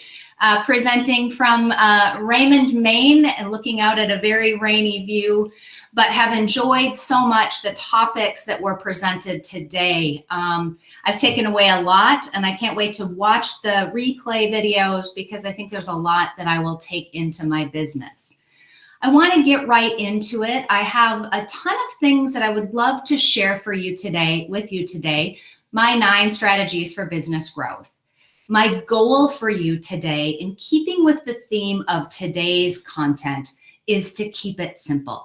So my challenge for you is to take one thing with you that you will grow your business or your nonprofit or your career today, because I think they can be used for any one of those things. And one of the things that I've realized during COVID, and I think Rich Brooks may have said this to me early on, he said, I don't want to get to the end of this and wish I would have. And that's how I've felt since I got home from vacation on March 17th to a brand new world and a very changed business and an upside down business for all of my clients. I've made the commitment, even with COVID brain or lizard brain or whatever you want to call it, to continue to move forward. Because things change, obstacles get in our way, but my goals didn't change. I was sitting in my bedroom last night getting ready for bed, and I have a huge 60 by 40 goal board that hangs on the wall in my bedroom. And I have personal goals, and my husband and I have goals as a couple, and our business goals are up there. And as I looked at those goals, I thought, my business goals, my personal goals have not changed in the last 3 months.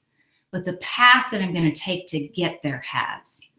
And that's the constant in this new business world that we're living in, is how am I going to still get where I want to go?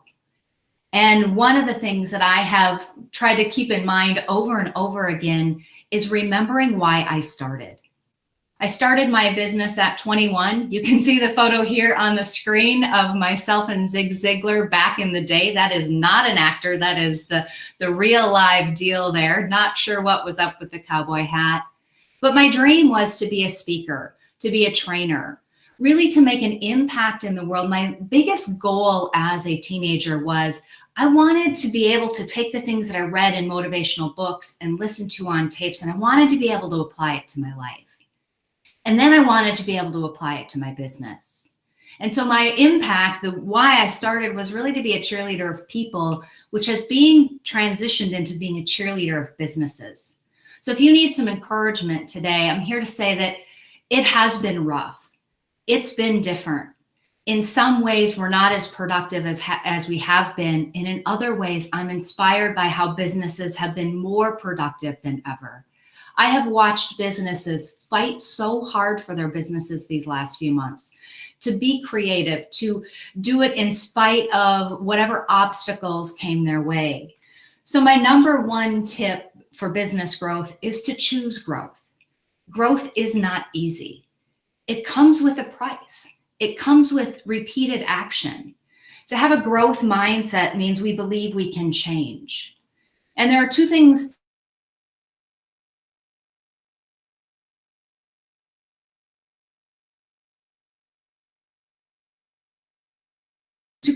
of change. The newsletter, I'm going to go out and take a run.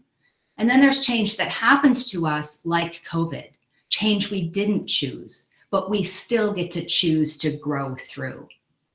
Second tip for business growth, take a look at your current business. What's happening? What's happened in the last 3 months? What's happened in the last 30 days? What are you seeing that's different?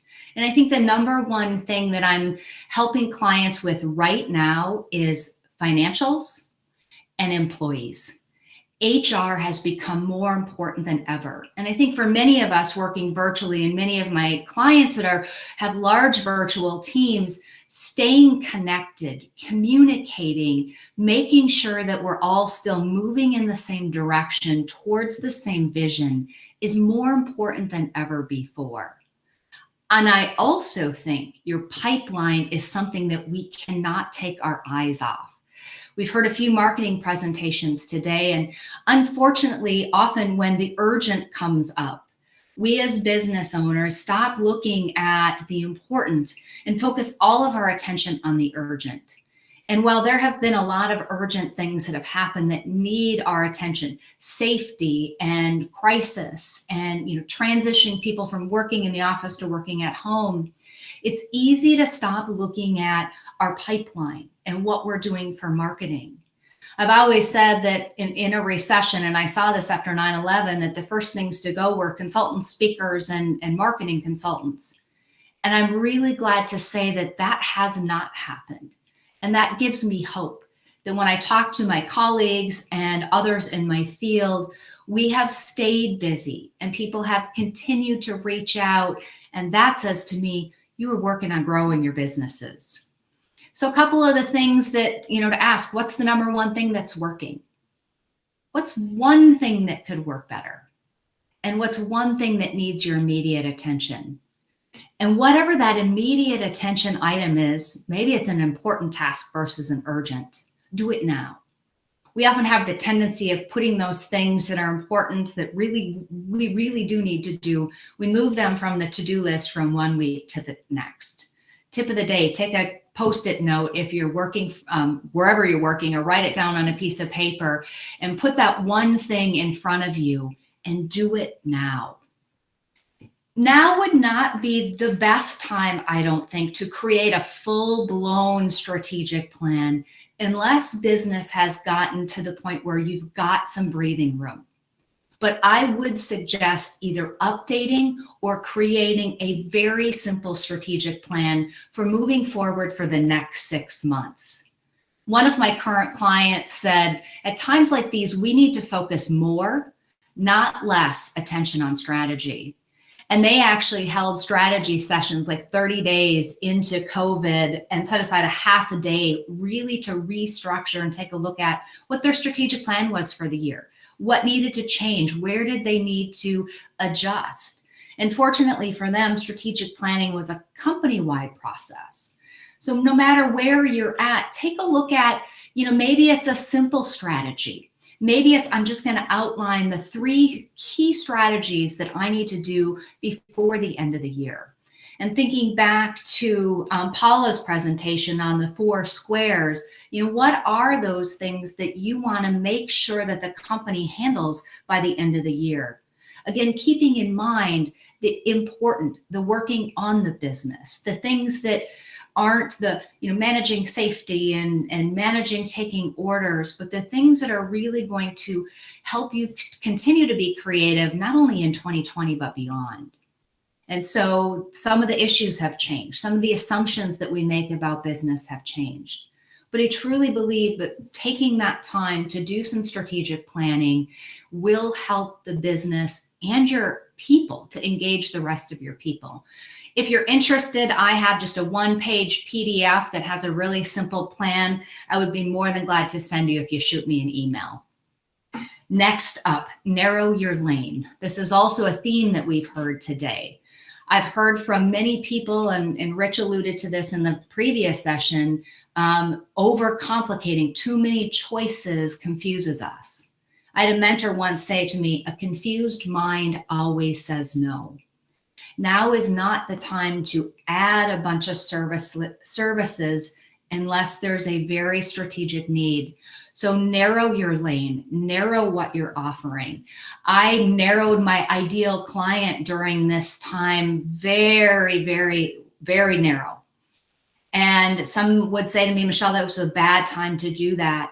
It's actually been the best time to do that because I've really gotten to work within 3 very, specific industries and be very deep instead of trying to go very wide. And so really narrowing, what it is you offer. And I think right now it's helping preserve bandwidth as well. There's a lot of us that are feeling overwhelmed. I've talked to a lot of entrepreneurs who said, man, I'm working harder now than I ever have in my entire life. And so by narrowing, we not only give the customer a less to choose from and less confusion, we have more clarity with we can deliver that. One of my coaches years ago, I was probably 23, 24, said to me, Michelle, you will never make it as a speaker if you have so many topics. And I think back then I had 7 pages of probably 4 or 5, presentations on each page of my website. It was a lot. And basically what my mentor said to me is, Michelle, you look like an expert on nothing. And I really was. I was a generalist. And so where we can, this is a good opportunity. When change is forced upon us, it's a good opportunity to make changes. If there are things that we've been doing that we want to narrow, or we want to do this one piece better, I think now is a great time. Setting very short-term SMART goals, I believe, has been really critical for my own business during this time. When I first got home from Mexico, I actually got into the airport. I think it was March 17th. I turned on my email after having been disconnected for 9 days, and the world had changed. And I, kind of on the plane on the way home, mapped out, okay, what did that next 90 days look like? And I am now looking forward to what those next 90 days are. But the first 90 days for me, it was very, very simple. Show up no matter what, no matter when, no matter where, for my current clients, for my family. And that was about it. I mean, I just focused, and I kept marketing very, very simple. So, what's mission critical in the next 90 days? Next is to know your numbers. I've had quite a few clients call and say, hey, I've gotten a PPP loan, or I've gotten an EIDL loan. What do I do now? So knowing your numbers, if you haven't known your numbers up until this point, now is a good time. There are so many free resources out there to help you to really understand, where are you at? I've had some clients that, unfortunately, I don't know if they'll come back from this. They're working on pivoting. They're working on figuring out how to get into new industries, but their cash flow literally stopped overnight. I have other companies that they're blowing their projections out of the water. And so making sure that we're adjusting those numbers, but accounting for the fact that there are a lot of increased expenses that we might not be thinking about. My husband loves to look out. He's always thinking about new business ideas, and we love to just brainstorm. But you think about all the signage and all of the sanitation, and then all of the cleaning that we're doing. How are we going to destroy furniture and cars and all of those things? And then what's going to be the solution for that? So knowing the full financial picture of what your business looked like 3 months ago, but what it looks like in real time today, and really adjusting your projections for where you're going. Unfortunately, most business owners don't go out of business because they didn't have a fabulous idea. They went out of business because they ran out of money. And I remember years ago working with the student entrepreneurs, and they had a fabulous product, and I'll keep it nameless. They're no longer in business, but they were told quite a few times. I had talked with them, and then a few mentors. I had actually brought in some other mentors, and they had talked with them as well. And they said, you've got a fantastic product. You've got passion and energy, but you either need to use cheaper products, cheaper raw materials, or you need to charge more. And they said, we can't do either. And so they went out of business. And so knowing our numbers is really key. The pipeline, what's coming into the pipeline. I had talked about pipeline a little bit before. My business coach makes me track the value of my pipeline, which has been an awesome exercise over the last 3 years, because I know, kind of what my projections are, how much I need in my pipeline, and what percentage of that's going to close. And again, here's where we sometimes take the eye off the important, because we're dealing with the urgent. We don't want to look at our numbers, and I don't want to take time to update my QuickBooks, or to learn how to do a cash flow projection, or to find somebody who knows how to do that. But now is a really good time. It's also been a wake-up call for many clients, and for many that I know, that having an emergency budget and having more cash on hand is really important. So as we plan for the future, making sure that as cash comes in, that we're keeping some of that cash flow. My husband and I own a construction company in Minnesota. Neither one of us numbers were our thing. And we had joined a $1 million roundtable with contractors from all over the country. And most of the people in our group were literally numbers nerds. And I remember one of the guys pulling me aside one night and he said, Michelle, if you don't learn to love your numbers and know your numbers, you're not going to be in business.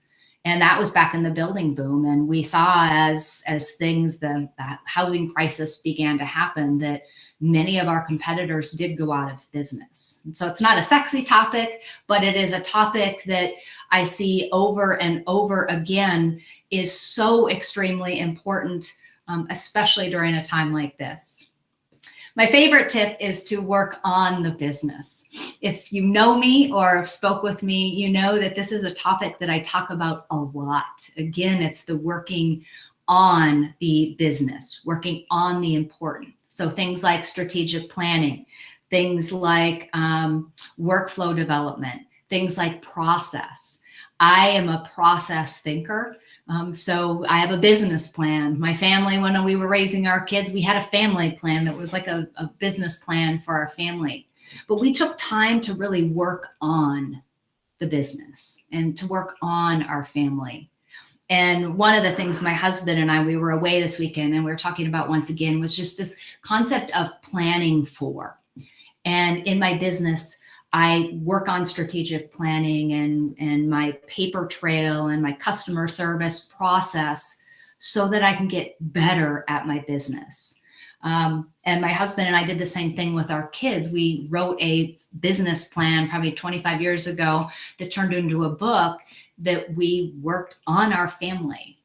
And one of the things that stands out for us is we wrote a vision statement back in the day, probably 20 some years ago. And the vision was, when our kids are grown, they will come home because they want to, not because they have to.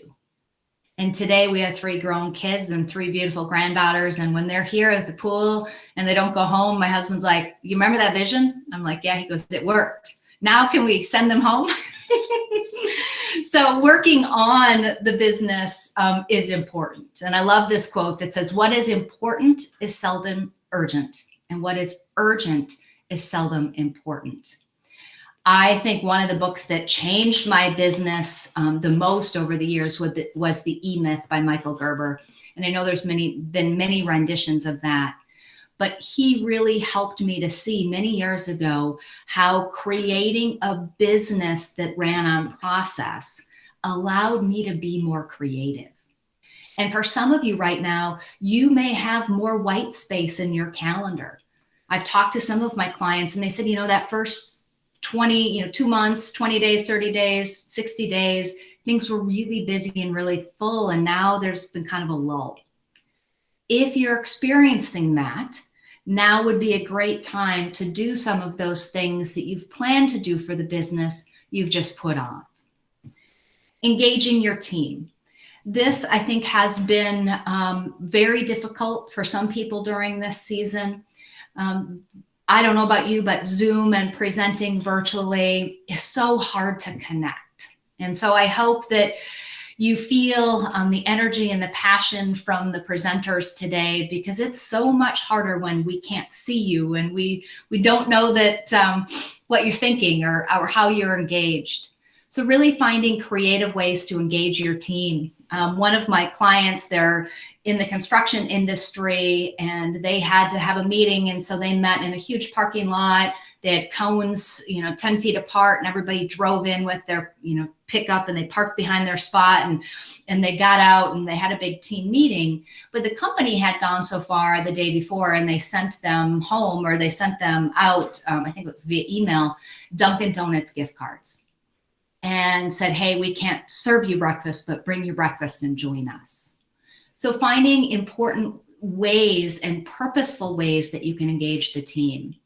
And I think one of the things that I've seen more so in these last months than ever before is people really just want to be listened to. I've spent a lot of time on Zoom just listening. Some having, some conversations with tears with business owners, others with pure excitement about things that were happening, but acknowledging that this hasn't been the same experience for every one of your team members, and finding creative ways to engage them.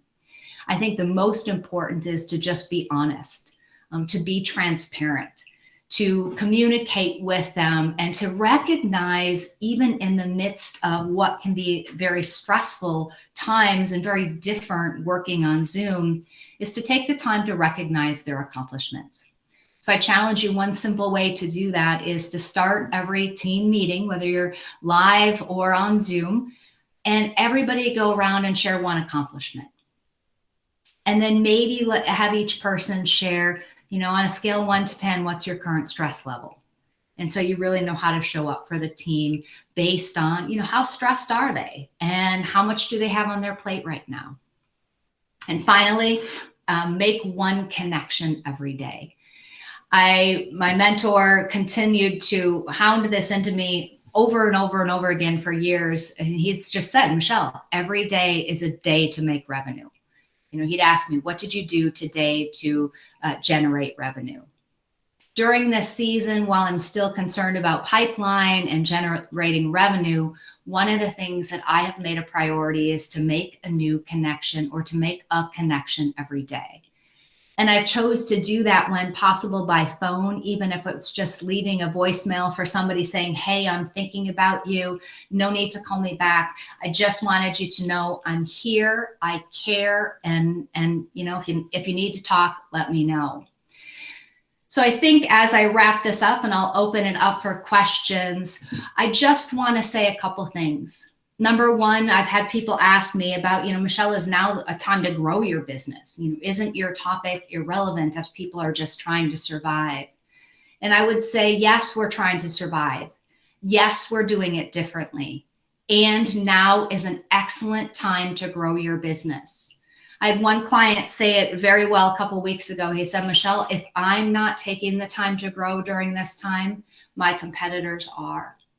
And my hope is that as a small business community here in Maine, that we continue to fight for the future of our business community. I am so proud to be a Mainer. Well, I'm from away, but to live here in Maine and to be a part of such a vibrant business community. So as you continue to fight for and push for the future of your business, my challenge question to you that I will end with is, what is one thing you can do today that your future business will thank you for? And with that, I will open it up for questions. So Michelle, great job. This is Tommy again. Excellent presentation. If you want to open up the chat box there's a couple questions, or I can try to lob them to you if it's easier. All right. So let's see. Provide an example of a business relocating their passion. So I have a company out in California. Their main clients were cruise ships and airlines. And they have completely transitioned. I can't tell you what it is because it's still in the works, but they have taken the technology that they have and the resources they have and have absolutely changed course. So that's one example. Of the 9 growth strategies, is there one that's a must? I absolutely believe the one that's a must is we have to choose to grow. And once we've done that, we have that growth mindset. The rest of those things, it's a matter of, what does my business need most and what's going to move the ball forward the most in the next, again, 90 days, think short term. I don't see if I saw any other questions. I see another one at the bottom. It says, aside from this amazing presentation, what's the one thing you'll do today, Michelle? What is the one thing I will do today? I actually have it on my schedule to call a past client who reached out to me, who I've not been able to connect with. So I'm going to connect with her again, or at least attempt to. Excellent. Excellent. I don't see any other questions coming through. Again, if people have questions, we do encourage you to put them in the chat function there, and we can either have Michelle read them or we can read them to her. But if we don't have any other questions, Michelle, excellent job. I'll remind everybody that this entire presentation will be available in the post-event email that we're going to be sending out to everybody who registered for today's event. That'll include a copy of the deck that Michelle went through with the 9 strategies, as well as a video of this entire presentation. And there will be a survey as well, which will be specific to the presentation that you sat through now, as well as the entire event today that occurred from 10 to 4. So really great job, Michelle. Thank you again. And we wish you the best in the rest of your week. Have a great 4th of July, too. Thank you, Tommy. Appreciate it. Thank you. And to everybody else who might be staying on for the final session at 1:30, we're going to take a quick break, and we'll join you in just a few minutes. I'll just provide some housekeeping updates, and then I'll take a second to introduce our next presenter, Brad Curry. So sit tight for a couple minutes, and we'll be right back with you.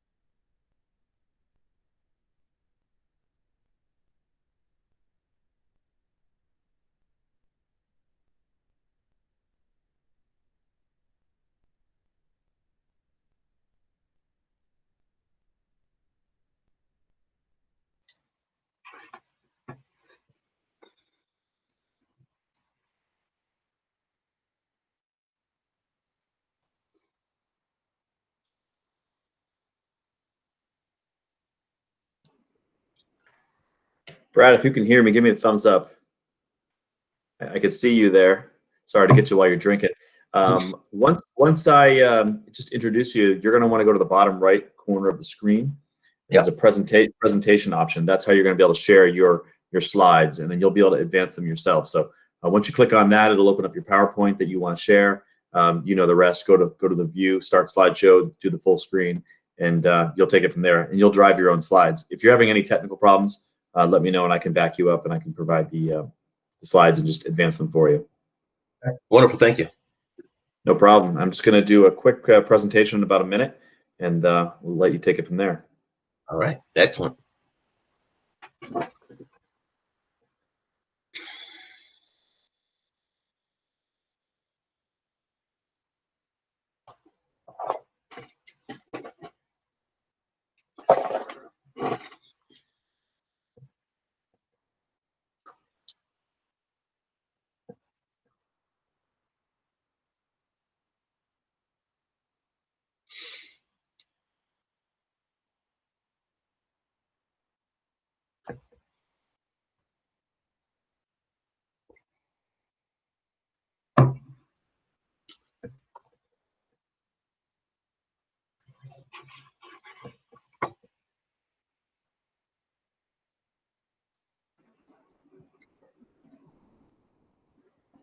So thank you to everybody who's joining us for our final session today for the Small Business Summit. This is Tommy Johnson from the Portland Regional Chamber of Commerce.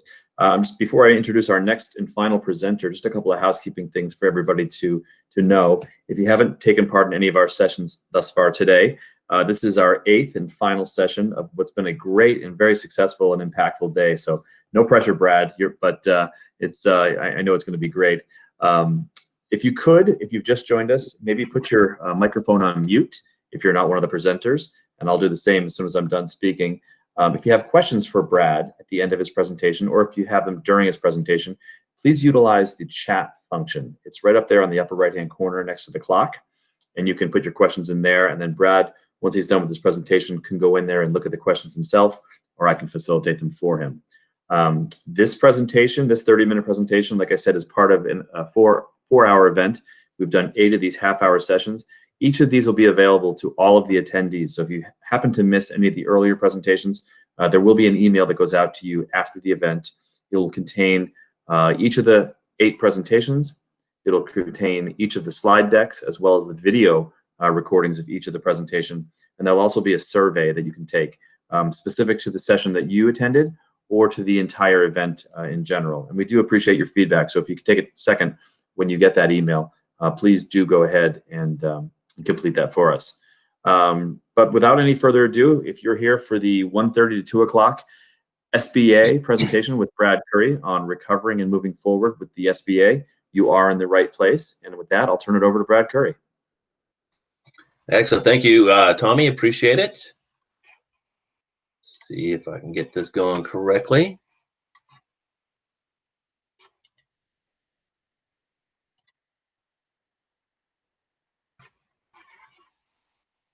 There it goes.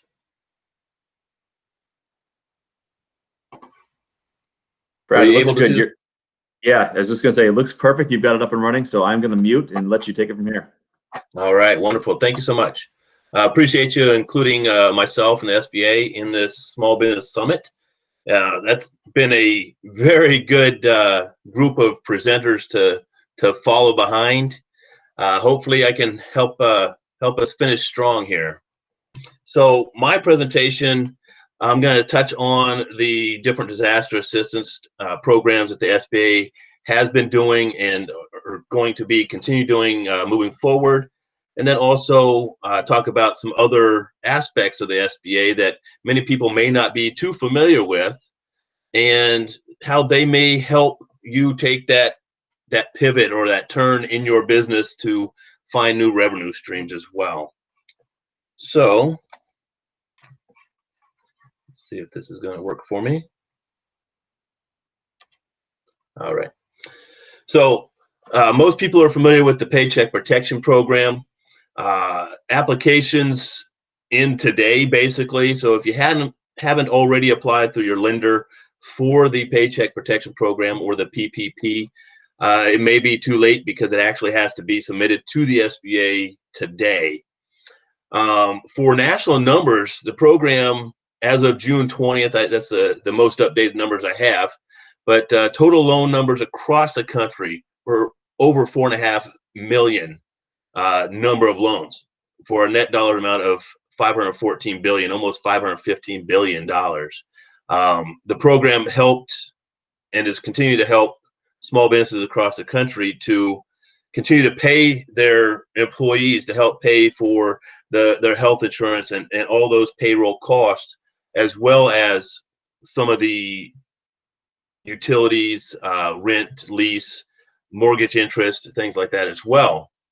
And of course, if you've participated in this program or have been following it much at all, you've noticed that it's changed quite a bit from the very beginning to where we're at now. There's been some changes in the term of it, in the amount of time you have to spend the funds. So it went from 8 weeks to 24 weeks that people can actually use those funds now. It was really hard to be able to spend all that money that you were getting within that 8-week period, and you're not even open.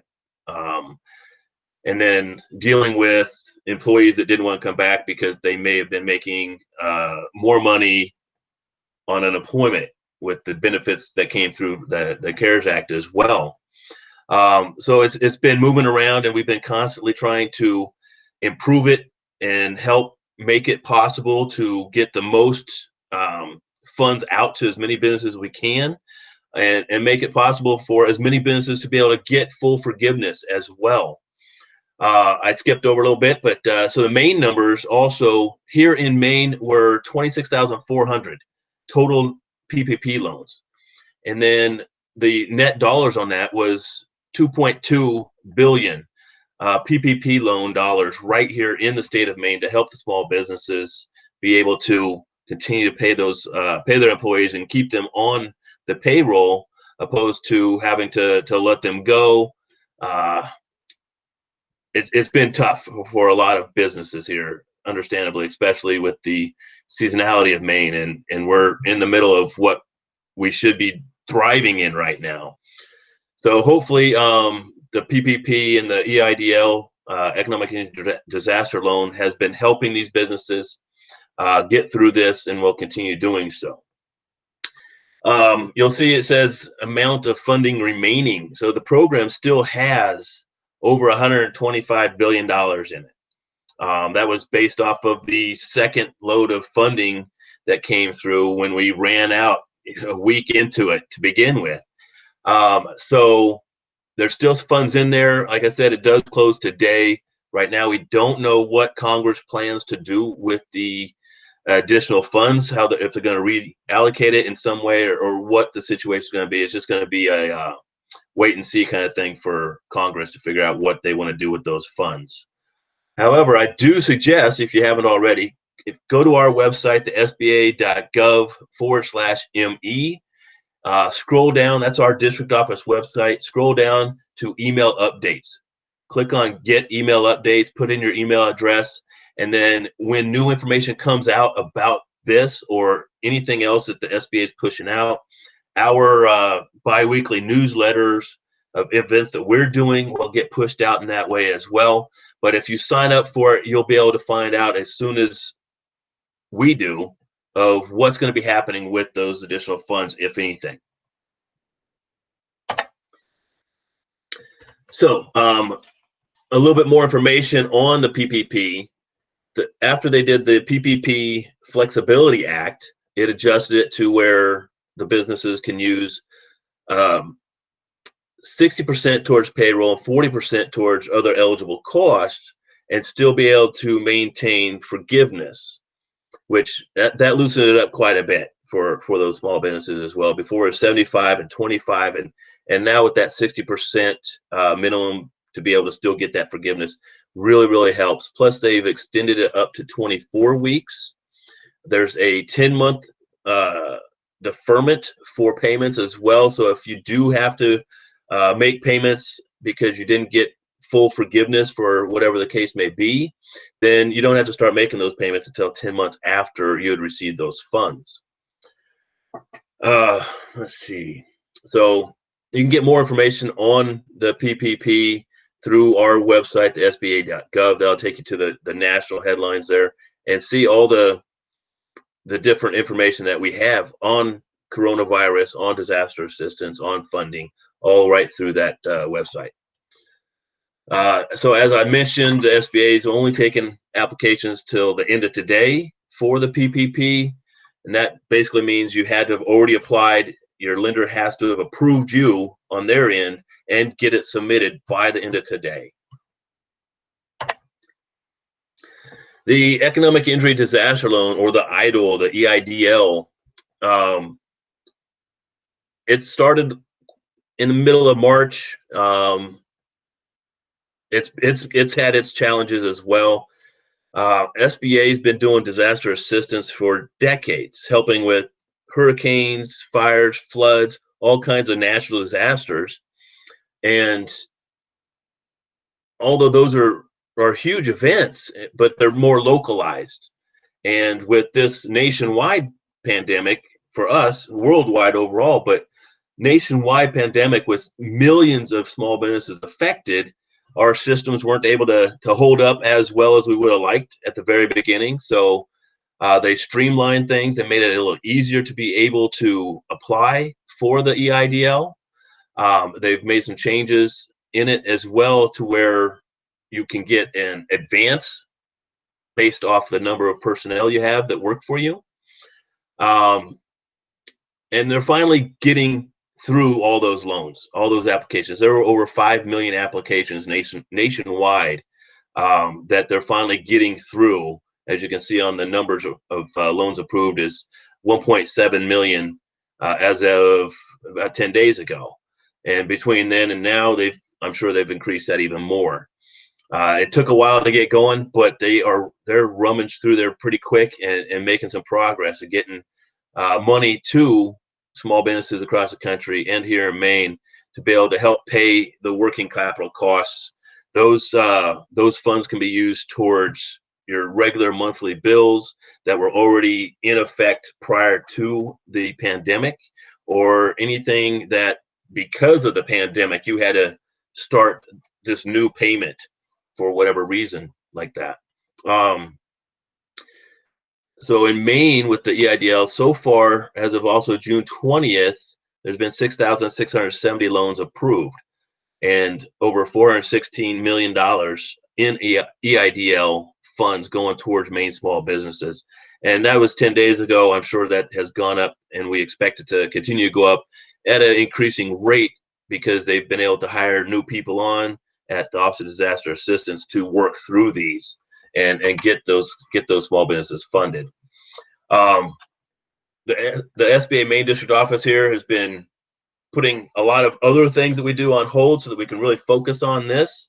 And as the PPP closes down and these are finally getting through the application process a little quicker and more smoothly, we're able to divert back into some other program services the SBA does, but we're still answering questions. If you have any issues with your EIDL, if you have received an email that may look suspicious to you about your EIDL application, you've been approved, and it's telling you to go into a portal, things like that, that's actually a really good email. That's a legitimate email. I've had several people call and say it just doesn't look right. I want to make sure. And that is great. Please, if you receive any emails that say they're from the SBA or they're EIDL or they're PPP or anything like that, and it just doesn't quite seem right, please call me, email me, and I'll help verify that it's a legitimate email and help you understand what those next steps are that you may have to do. So also some of the disaster relief stuff that we're doing is SBA debt relief. If your business currently has or does get a new SBA guaranteed loan, the SBA is making 6 months worth of payments on those current SBA guaranteed loans.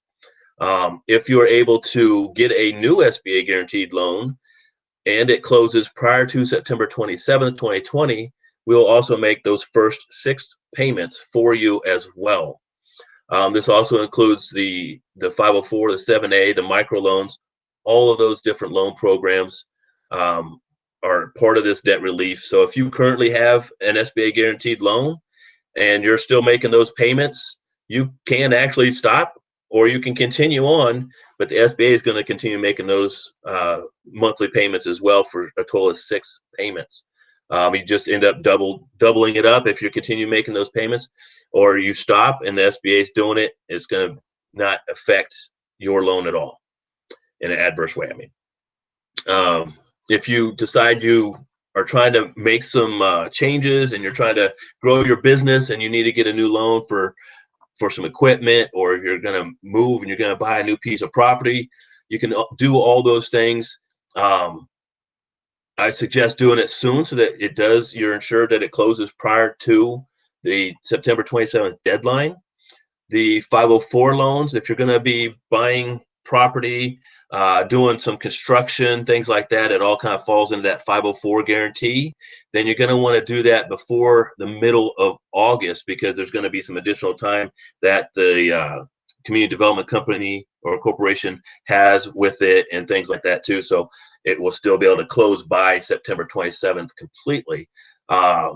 So look into that as well. It could be a great way to be able to get those funds that you need to continue to grow your business, since you've making it or have made it pretty much through the pandemic. Hopefully we don't have to have a second round of, or third or fourth round of all this assistance and having more issues. But so that's another option you can use as well, is that SBA debt relief and getting a new SBA guaranteed loan. So a little bit of information on that too. Lenders may not intentionally shorten loan maturities so that you only have 6 months or less, on that loan, because then that's basically a grant, and we can't do that. SBA expects lenders to establish the repayment schedule and the loan maturity for new loans in the same manner as the lender similarly sized SBA guaranteed loans approved for prior to the COVID-19 emergency. So they can't expedite it. They can't shorten the terms. They have to process it the exact same way they process it all the time before the whole pandemic even existed. So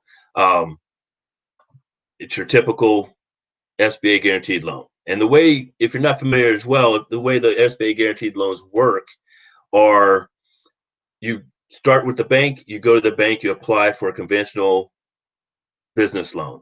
If for some reason your application does not meet the bank policies, then they can add that SBA guarantee to it, which mitigates their risk and still allows them to fund your project or whatever it is that you're trying to get those funds for your business. There's a little bit more to it. Each guarantee has a little bit different usage to it. The 7A program covers just about anything that you might need funds for your business. The 504, that's for the commercial real estate.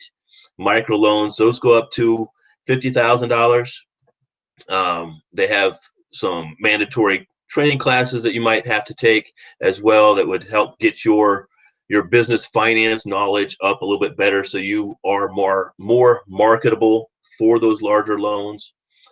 Yeah, so that's basically the financing portion of that and the debt relief. So when we're moving forward to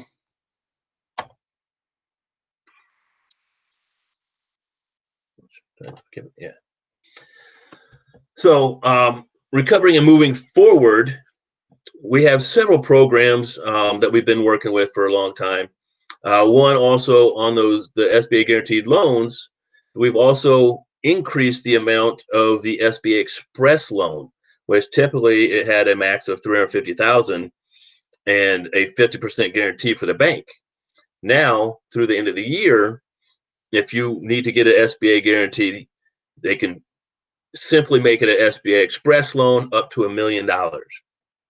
And again, if that's done before the 27th of September and closed by then, you can also have those first monthly payments paid for.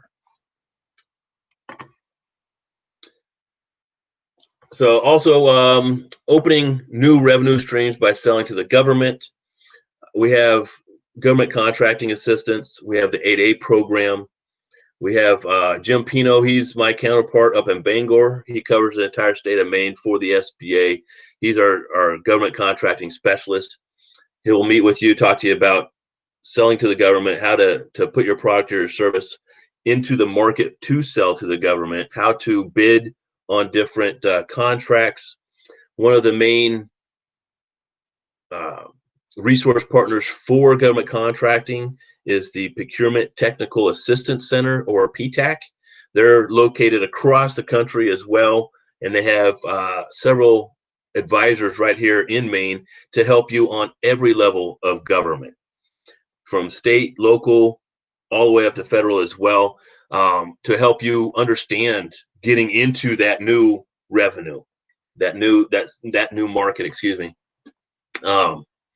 There's advantages to selling to the government as well as to the federal government on the higher level.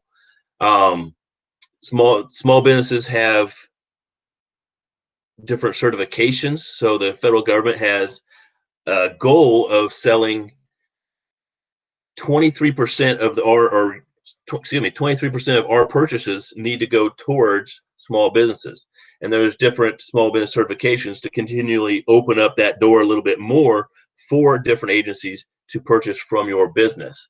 When we get more into that, we plan to do some more webinars in the near future, as well as we're still not planning to do a whole lot of face-to-face workshops and presentations, unfortunately, which I really miss getting out and seeing people and shaking hands and discussing things face-to-face. It's a whole nother interaction that I prefer, but we're working on adjusting that, just as all you small businesses have adjusted on how you're acting and how you're building your business now. Another way of finding another revenue stream is looking at global markets. There's 96% of the global marketplace is outside of the United States. We have assistance, we have guaranteed loan programs, 3 different ones that can be used for exporting. We have partnerships with the Maine International Trade Center. They have international trade specialists that can help you determine where is the best market in the world to sell your product or your service. And we also have certified export counselors, advisors from the Small Business Development Center that can also help you put that export plan together and really make it to where you have the knowledge to move forward, which helps take the intimidation out of it completely. Because once you've been provided that knowledge from advisors, mentors, that have all that information for you, and once you soak that up, you'll feel more confident to be able to take that next step into government contracting or to selling your product overseas as well.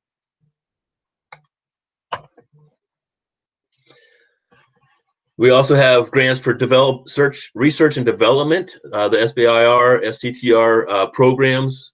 The Maine Technical Institute, they receive a grant from the SBA to provide these grants to businesses that are developing new technologies and need help getting the funds to develop it and then be able to bring it into the marketplace. Lender Match, it's very similar to LendingTree. So if you are looking to get a business loan, but you want a new lender, or you don't know a lender to go to, you're not currently working with one, when you're ready to approach a lender and actually apply for a loan, and you have your business plan, you have all the information that you need to move forward to apply, you can go into Lender Match, put in a little bit of information, and then hit submit. And on the back side of that are several SBA lenders that are looking to find new businesses to lend to. They'll review your information and they'll say yes or no that they're interested. If they say yes, then you'll get a message and it'll open up lines of communication so you can start talking about it. It's not like the LendingTree for mortgages in a way, because you're not going to get bombarded by 50 different lenders that are trying to sell you a mortgage. You probably will get contacted by 5, 6, 15, maybe up to 15 different lenders, depending on what your business is and where you're located, what you're trying to do. But they'll contact you, and then it's just up to you to start working with whichever one you feel most comfortable working with. And the SBA lenders here in Maine have been doing a phenomenal job prior to the pandemic, and then especially during the pandemic with all the PPP loans that they have done. We wouldn't be able to get those funds out to the small businesses without their exceptional assistance with that. Let's skip to the bottom and just real quick. The SBA Emerging Leaders Program, we've been doing it across the country for 12 years now. We've had it in Maine from last year and the year before. This year we ended up having to cancel it and postpone it for next year. But what it is a streetwise MBA program, 6 to 7 months long. There's 13 modules in it. It's for businesses that are poised to grow. So the minimum requirements typically are $250,000 in annual revenue, at least one other employee, so that you can have somebody else handling business while you are working on your business. As Michelle was saying in the last presentation, or prior to that, you find ways to work on your business and not always in your business. And that's really what this program does, is it helps you work on your business, covers several different topics, and it's just a wealth of information. Unfortunately, I really wish we could have had it this year. I was the program manager last year. It's a great, great program. If you can apply for it next year, be looking for it. We'll be recruiting probably early January. And then the last thing here is our official resource partners. SCORE, the Small Business Development Center, the Women's Business Center, and the Veteran Business Outreach Center. They are all partially funded by the SBA and provide free business advising and mentorship all the time. They've been helping small businesses through this pandemic just heavily all the time with trying to figure out how to apply for the different disaster assistance things. And then also, how are they going to reopen? How are they going to be able to bring their employees back? How are they going to shift and make that pivot?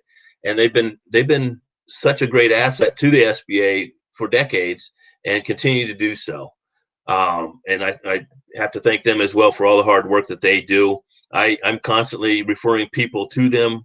I'm not an advisor, but I'll sit down and talk with people, find out what it is that they're trying to do, and then try to refer them over to the appropriate resource partner. So the information for the disaster relief stuff, you can look at that first link on there, the SBA.gov funding programs, loans, coronavirus relief options. There's a lot of information about that. And then our district office website, the sba.gov/ME, as I previously mentioned, there's also a link to Lender Match on there. We have a calendar of events that we're going to be populating here real soon with more webinars. So go in there. There's a whole bunch of information that you can get just from that website, and it's free. If you don't have our resource partner contacts, you can go there to get them as well, or just Google all those names that I mentioned: SCORE, Small Business Development Center, Women's Business Center, and the Veteran Business Outreach Centers here in Maine. Just Google them, you'll be able to get to their websites as well. We have 7 people in the Maine District Office. This is the list of all of our personnel.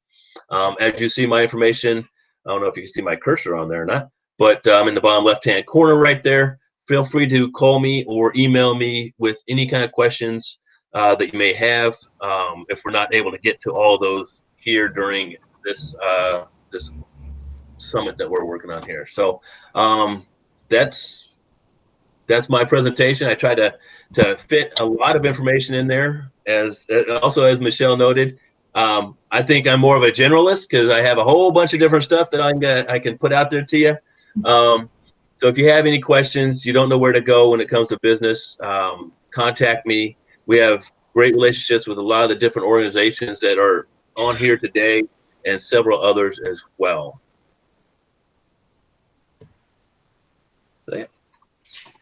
Well, thank you, Brad. And I don't see a lot of questions coming through, but I know that maybe it's just because we're at the end of the day, and some of you have been on this this summit for 4 hours now. But really great content. I wanted to thank you for presenting this, and I wanted to give a special thank you to all of the presenters that we've had today.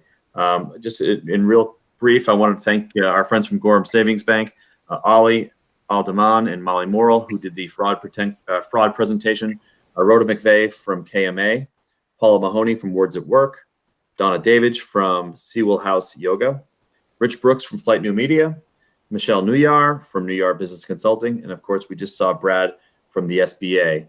And again, to each of you, a sincere thank you. I want to also give a special shout out to our friends at the Better Business Bureau. Amy, if you might say a few words, thank you again for your collaboration on this. Oh, it's been my pleasure, our BBB overall pleasure, to coordinate and collaborate with you, Tommy, and your team. It was a joy to have Quincy on to deliver our opening remarks, and to have Steve DeCastro with Gorham Savings Bank on as well.